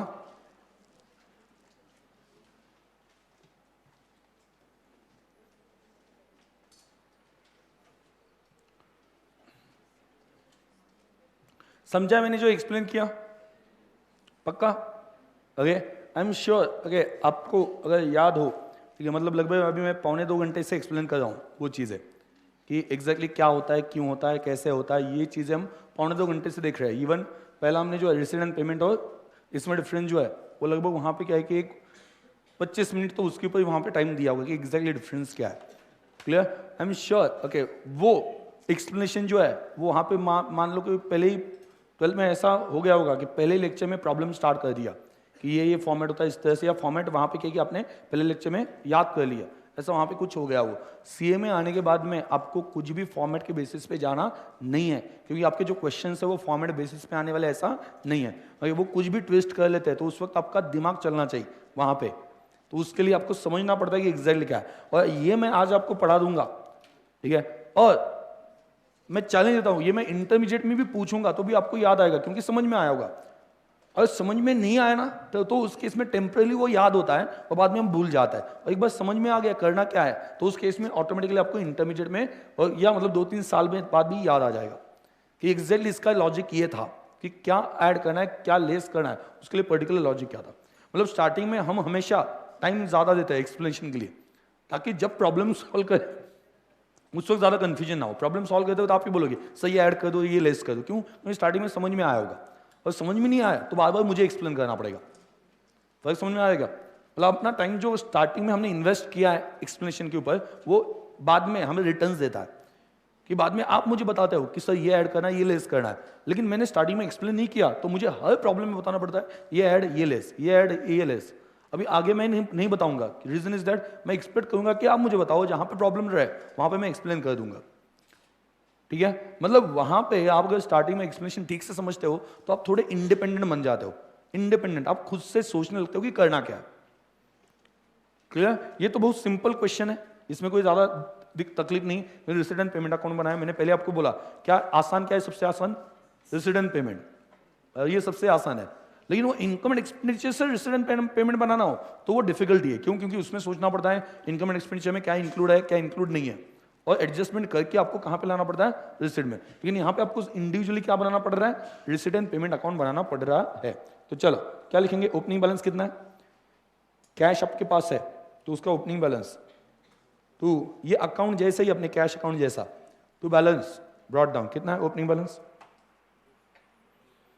है क्या, ओपनिंग बैलेंस 200 2 है क्या? ओके, कैश इन हैंड और कैश एट बैंक नीचे लिखेंगे, कैश इन हैंड कितना है 200, कैश एट बैंक कितना है, तो कितना आता है बोलो, 600। आगे और क्या है, चलो एक एक करके बताओ मुझे क्या मिला है, एंट्रेंस फीस। सोचना है कि ये एंट्रेंस फीस कैपिटलाइज करना है, क्या करना है, कुछ सोचना है क्या? एंट्रेंस फीस अगर रिसीव्ड है तो क्या करेंगे, डेबिट कर देंगे। सोचना नहीं इस साल का कितना, नेक्स्ट ईयर, कुछ भी नहीं सोचना है। रिसिट एंड पेमेंट, रिसिट है तो डेबिट करना है, तो एंट्रेंस फीस डेबिट साइड पे पैसे आ गए ना, तो कितना 300। बाद में मेंबरशिप फीस कितना है, membership fees 3000 to membership fees,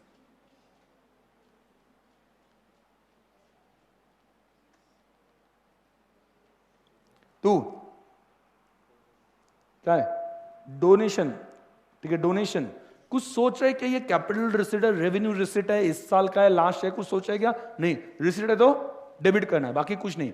receipt है तो डेबिट करना है। 2 donation, donation for on account of क्या, पेविलियन, पेविलियन बनाने के लिए डोनेशन मिला, कितना 10,000।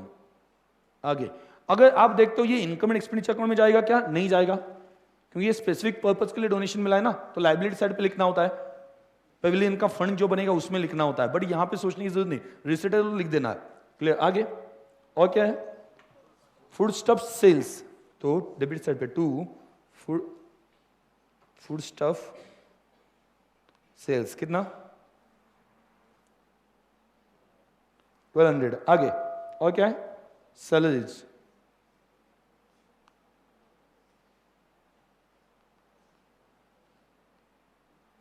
कितना है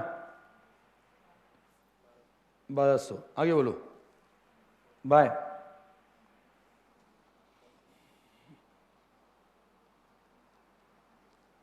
क्या सैलरीज हो गया, परचेस ऑफ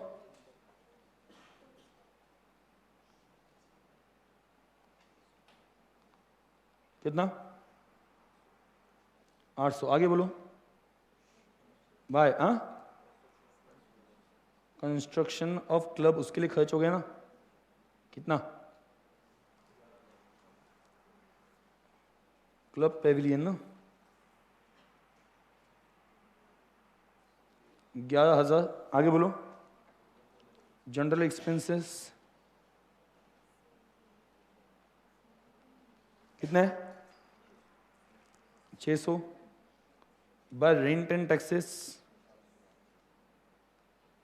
कितने 400, बाद में बाय बैंक चार्जेस 160, ये भी पैसे खर्च हो गए, चले गए 160। ओके, और लास्ट में क्या बचा, बैलेंस ना, सभी हो गए बाय, बैलेंस कैश डाउन, उसमें क्या है, cash in hand and cash at bank. Cash in hand कितना है, बोलो कैश इन हैंड कितना है 350 एंडिंग का, और 590 ना, तो कितना हो गया 940 ना, चली हुई कितना 15,100 15,100। क्लियर, कोई डाउट। चलो बाकी का हम कल के लेक्चर में देखेंगे, बड़े बड़े प्रॉब्लम अभी स्टार्ट हो जाएंगे स्लोली स्लोली।